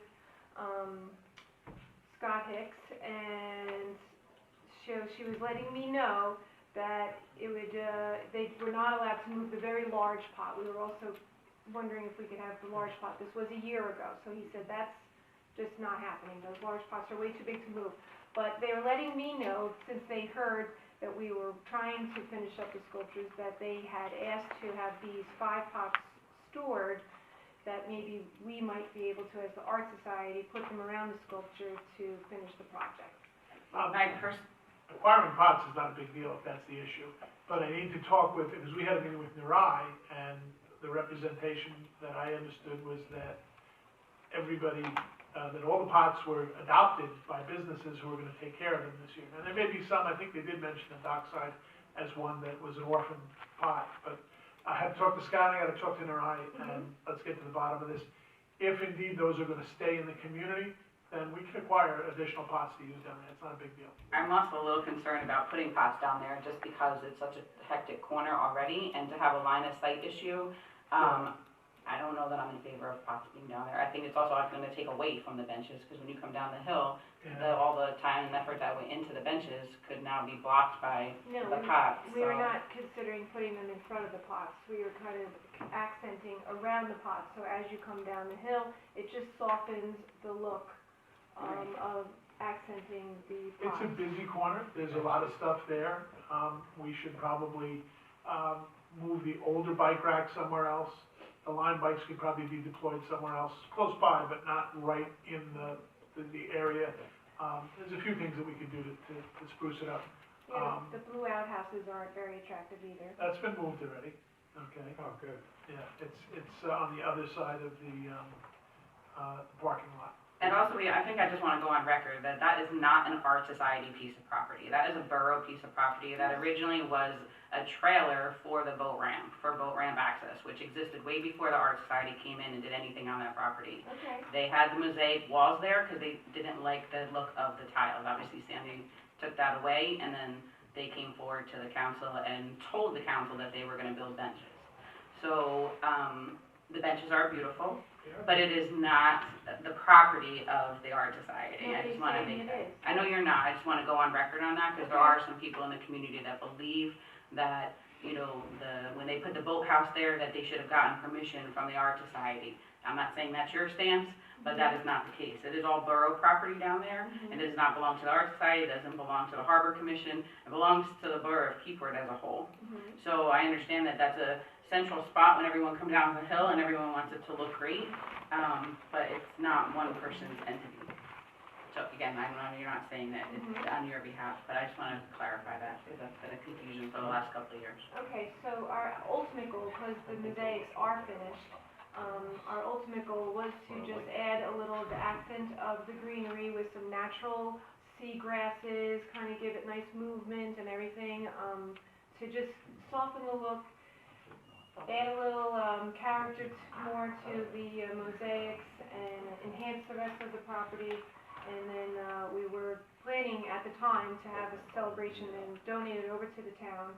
I don't know where we stand with that, because now Charlie is sick, but that was the ultimate goal. So I'm also trying to just finish the project for everybody. It was a long, elongated project, so. I guess we also have to find out about the pots, because I know at one point there was like a 2-year wait list to get a pot in front of a business, so I don't know what happened with that. I'll find out list. tomorrow.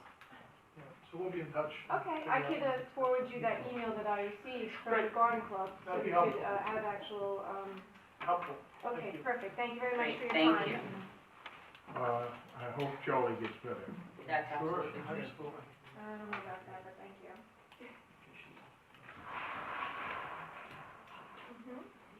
I So have that no was- business. Are we still on that? Did you have anything further on that? Not on that subject. Yes. I way, again, mayoral prerogative, that we split these up into, you know, communications by consent for approval of one list, and communications for consent, receive and file as another list. I was gonna suggest that as well. So was I, but I saw this We'll do it. tonight, right, I mean, I saw this Friday, so, No, I'm just. and that's why I separated it out when I saw it. That's easy to do. Anyone else, new business? Unfinished business? I'll close to the public for the commentary on the planters. Motion to close. All in favor? Second? Second. All in favor? Aye. Unfinished business? Attorney's report? Open to the public comment portion. Please note that it would be kept to 5 minutes for this portion per person. All in favor? Aye. Mr. Link?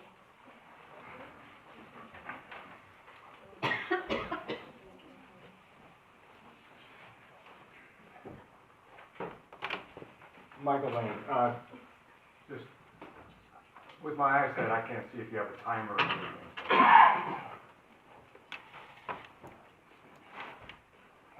Just want to bring the board up to date. At the last planning board meeting on the 28th of March, the planning board voted to remove condition 4, which was the requirement that the developer of the Cummins property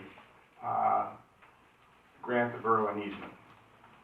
And then there's a whole set of issues that have been percolating for quite some time since the planning board went through it, like who maintains the Gabion wall, who maintains the pathway, which is gravel, who's going to pay taxes on this property.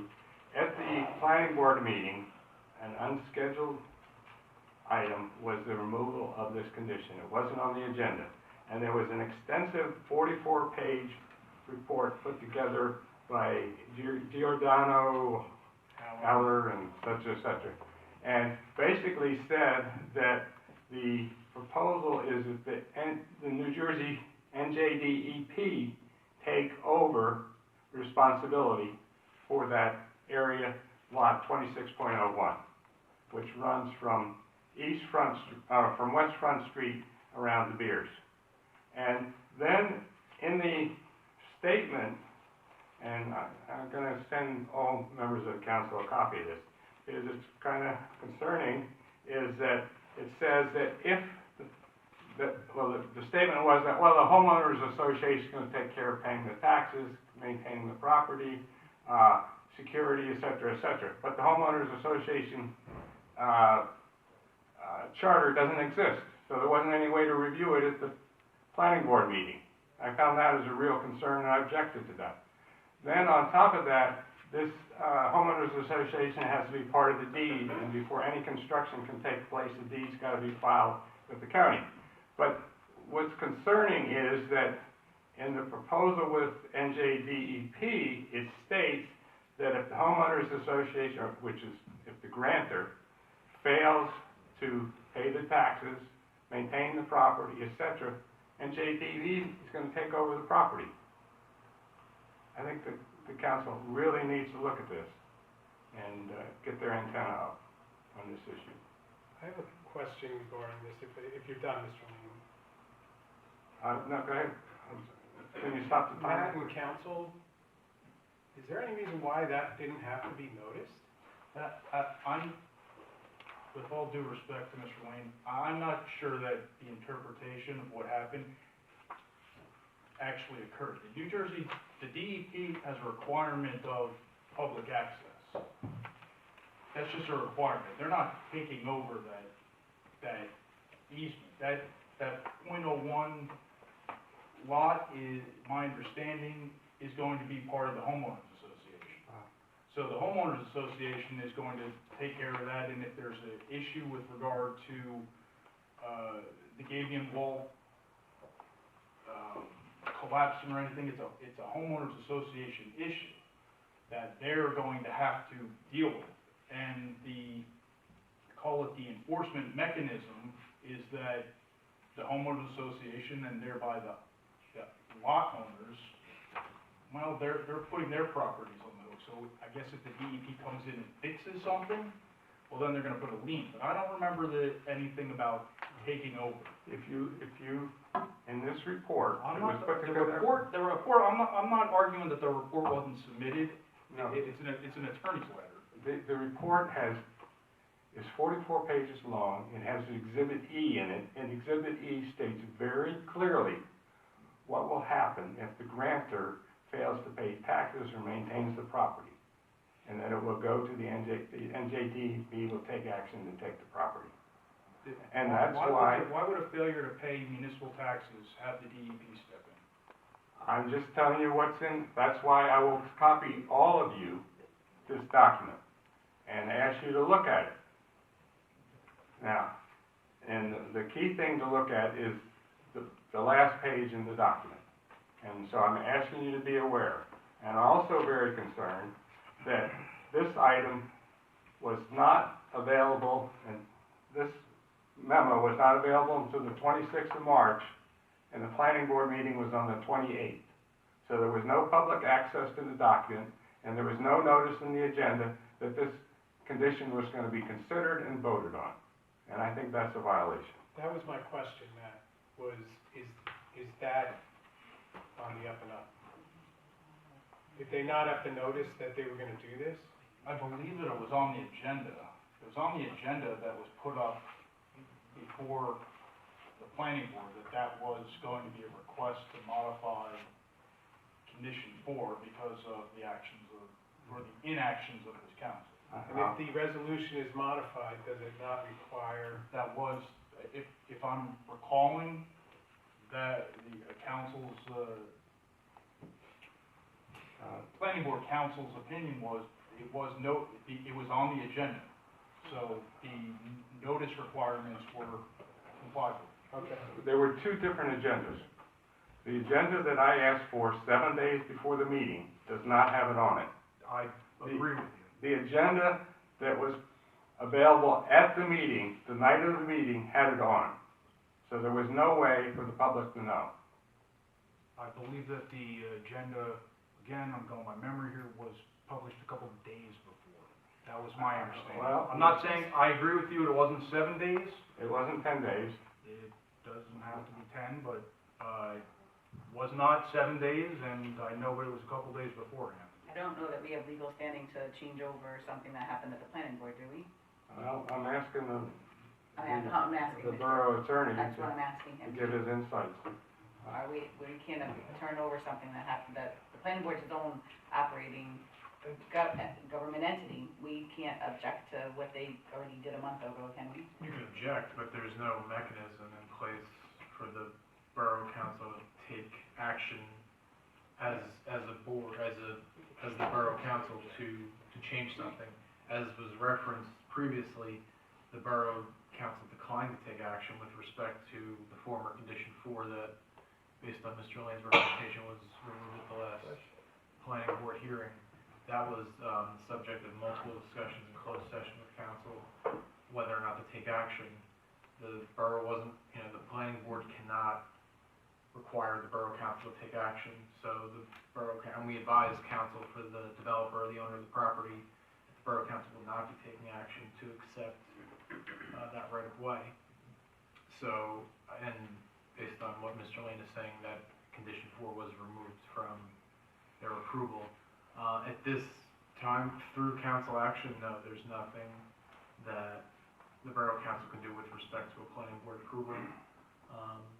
But I'm happy to discuss further, with individual council members if you have specific questions as to that. Mr. Lane, I had to abstain from that meeting, so was it approved? At the meeting, did you raise this objection? I'm just asking because I wasn't there. These objections are raised at the planning board meeting.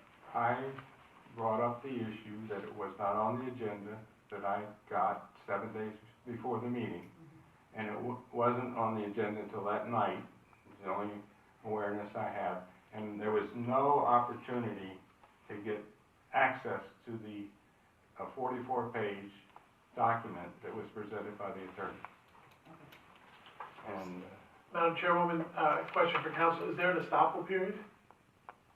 Based on, there's a 45-day challenge period for, planning board action, as with any. Has that expired? When was the action taken? March 28th. No, not yet. No, but I looked up the opportunity to oppose, and I thought that was only for a use variance. Any action, any official action.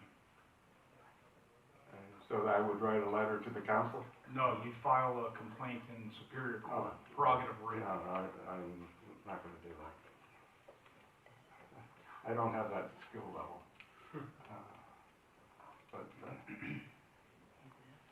So, that issue, so the issue is,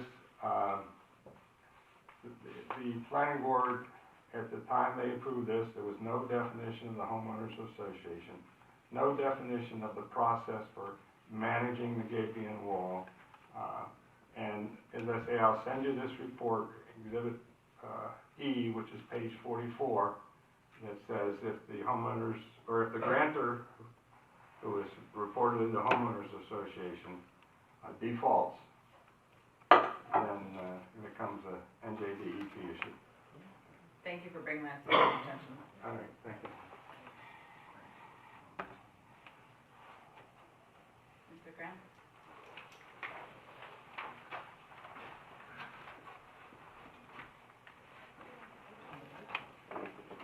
Elmer Graham Jr., 22 St. Peter's Place. A few things. I noticed the past few borough council sessions that there hasn't been a closed session scheduled or anything like that. Now, is that because no issues were scheduled, or if by any chance, maybe a slim chance, are you all having, I don't think you are, but are you all having secret meetings that you're going to keep it from the public? No way, Elmer. No, we actually wish we were having some public sessions, because then that meant, that would be that developers would be coming forward and things would be moving forward on properties like Arrow Marine and so forth. So, closed sessions usually result in movement moving forward in the borough, and we wish we were having some. Okay. Yeah, because I've noticed the past few meetings there weren't any closed sessions scheduled. I just figured I'd ask that question. Next question, well, next thing is I would urge you all to put your borough council meetings on Channel 15, because there are people that can't make it here and want to see the borough council and participate and stuff like that. And like also put it on the internet. You know, I'm a firm believer in open government and all of that, and you know, I would encourage you to work with, I guess, Mr. Snyder, who was just here, fellow Mr. Snyder, who was just here to, Mr. Gallo noted earlier in the evening, and it was on part of his administrator's report, that you're meeting with someone for. yeah, because like, I agree, I turn on Channel 15 and they don't really broadcast anything except for schools, events and all that. It is the educational access channel for the borough Yeah. of Keyport. But that would be an excellent channel to put the borough council meetings on and stuff like that. And one last question I have is, what are y'all doing to attract more businesses to our borough? You know, especially with jobs and all that. We're happy to report that about 3 years ago, we had 22 empty storefronts, and I think we're down to 4. So, we're working on some business support and economic development initiatives with KBBC. And you may have heard earlier, Elmer, that I reported that we're applied for a grant under the Neighborhood Preservation Program that will be focused on enhancing the business district up on Route 36 and on Route 35, the industrial area, to try and bring businesses in and reorient those locations as well. There are opportunities that walk in the door every day. Keyport is open for business. A lot of the stores have become filled. There's ribbon cuttings every month of new businesses. If you haven't tried them yet, make sure you go up to Cheese and have a nice grilled cheese sandwich. You can't beat it. There's It's also, there's a boat out there. it's also important to note that while we're a year-round town, Monmouth County is making a strong initiative this year for tourism. So Administrator Gallo, as well as KBBC President Jack Straub, myself, are attending something with the county to discuss exactly that, tourism in Monmouth County. So that will hopefully actually bring more business into the businesses that are here now. So there's definitely different initiatives going on, as well as several board members and myself are attending something that was reinstituted by Governor Murphy, that the prior administration had halted, which is Main Street, New Jersey, and that was passed through, put through legislation for approval 2 weeks ago. We're waiting to hear if that was approved or not and refunded, but it is to help with that exact initiative for more business support and economic development. So we're excited to see what comes out of those meetings next week. Okay, and hopefully with attracting businesses to Keyport, maybe you could all give them some sort of little tax incentives to want to come to Keyport. You know, that's also jobs for the borough of Keyport and stuff like that. It would help our economy considerably. Thank you. Thank you for the suggestions. Anyone else from the public? Mr. Fox?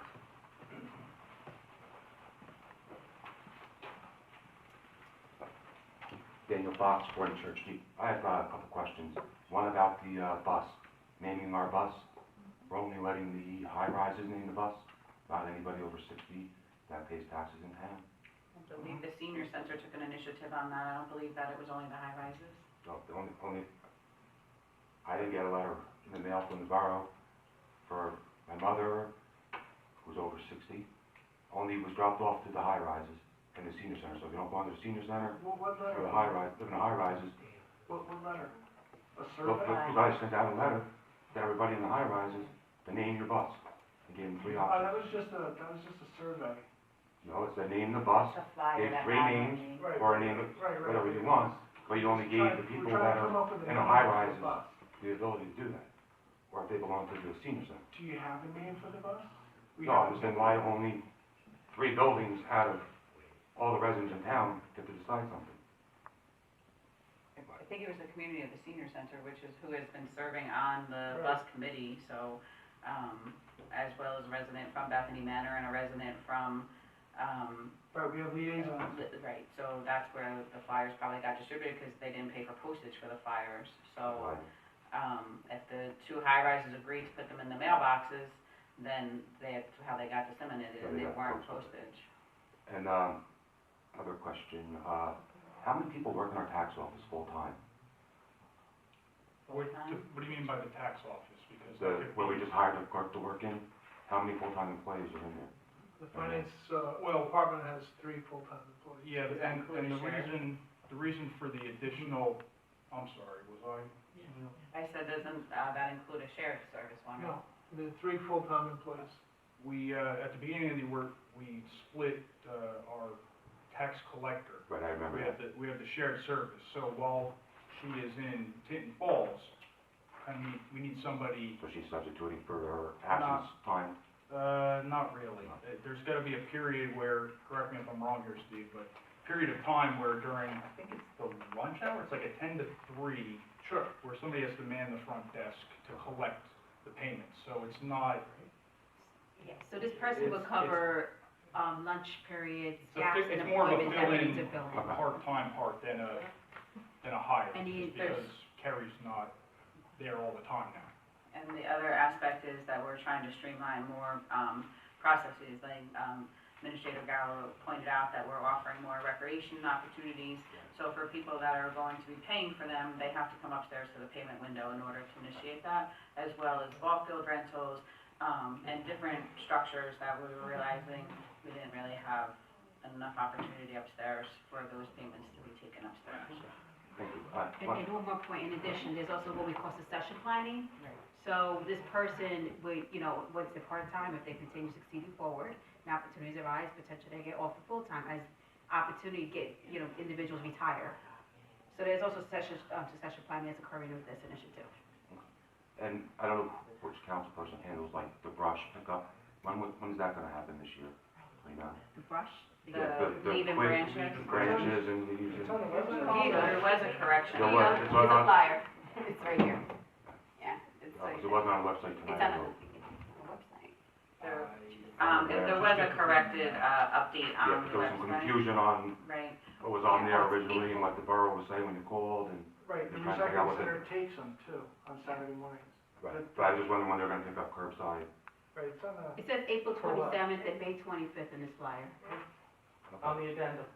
it's at the top, they made a red, on the red bar on the top of the Keyport online, cause they're, normally we would have done a whole calendar, as you know. Right. But because of the garbage contract coming up this year, we've been and having people go out and deliver them door to door, so there was just a slight typo and Okay. the correction was posted All on right, the. that's what I just wanted to clarify. Thank you very much. try to brush up. Try to- Yeah, I know. Thank you. Thank you, Mr. Fox. Yeah. Anyone else? Yes, ma'am. Thank you.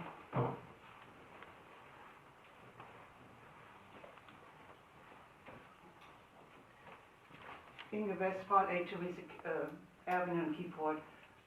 In beginning of June, the townwide sale, sidewalk sale is coming up, or private home sale. Is it be advertised this year? Because last year apparently there was nothing. Some people waited all day for a customer. And I remember years ago, you could get a map with all the contributors and where you could find what. So I don't know if there's anything special to be done this year to make it so that people know where to go and what to find. So the MAP initiative stopped about 5 years ago. Yeah. And then it was falling under KBBC when they had employed staff, and that was part of where a lot of the salary was going to, was that employed staff. Oh, I So, see, okay. But then they were keeping a list, and the list was only if they called in, and it really wasn't Right, conducive. yeah. But as far as advertising, it is on all the initiatives Yeah, of those, KBBC. yeah, We still yeah. take that under the umbrella. But last year, we did, have people call in, and if they left a voicemail with their address, then we did compile a list. Oh, okay. And I know that Right. I have taken that list and typed it into an Excel spreadsheet over the years and posted it on social media, but, as far as a map and location, I think the challenge with that is a lot of times it's weather permitting, and Yeah, someone right. decides they're gonna have rain, and then that family doesn't have it, but at this point in time, I don't know that there's an initiative to go back to the map this year. Maybe moving forward, but I don't know about this year. I think we should do something though, Okay. some We kind do of the Excel advertising. list. Or some kind of. Well, I guess in the newspaper or wherever. no. There's a Oh, lot okay. of people in town on a day. And just so you know, this, But just put calendar signage up. is, Yeah, but I'm on the dead I end know, street, you have to get people, people. and right now, nobody wants to come there anyway, so. right, and, just so you know that this events, square right here Yeah. will be in the Memorial Day weekend summer, Right, okay. activity, magazine that's in the Asbury Park Press. Right. And it'll be on social media circulating as Yeah, well. then, okay. And, on the electronic scoreboard in the back, and I think when you're done speaking, perhaps Donna Purcell wants to add something to this. I'm not Okay. sure if that's why All right, she's raising that's all I her hand. had. Thank you. I just want to make a comment. I think when the maps went out, there used to be a fee that was collected.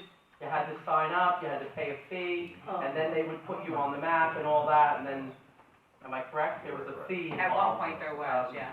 Oh, okay. Yeah. Anyone else in public? Make a motion. I wasn't sure. Were you raising your hand? No. Okay. Motion to close? Second. All in favor? Aye. Nothing for close? No, sir. Motion to adjourn? Second. All in favor? Aye.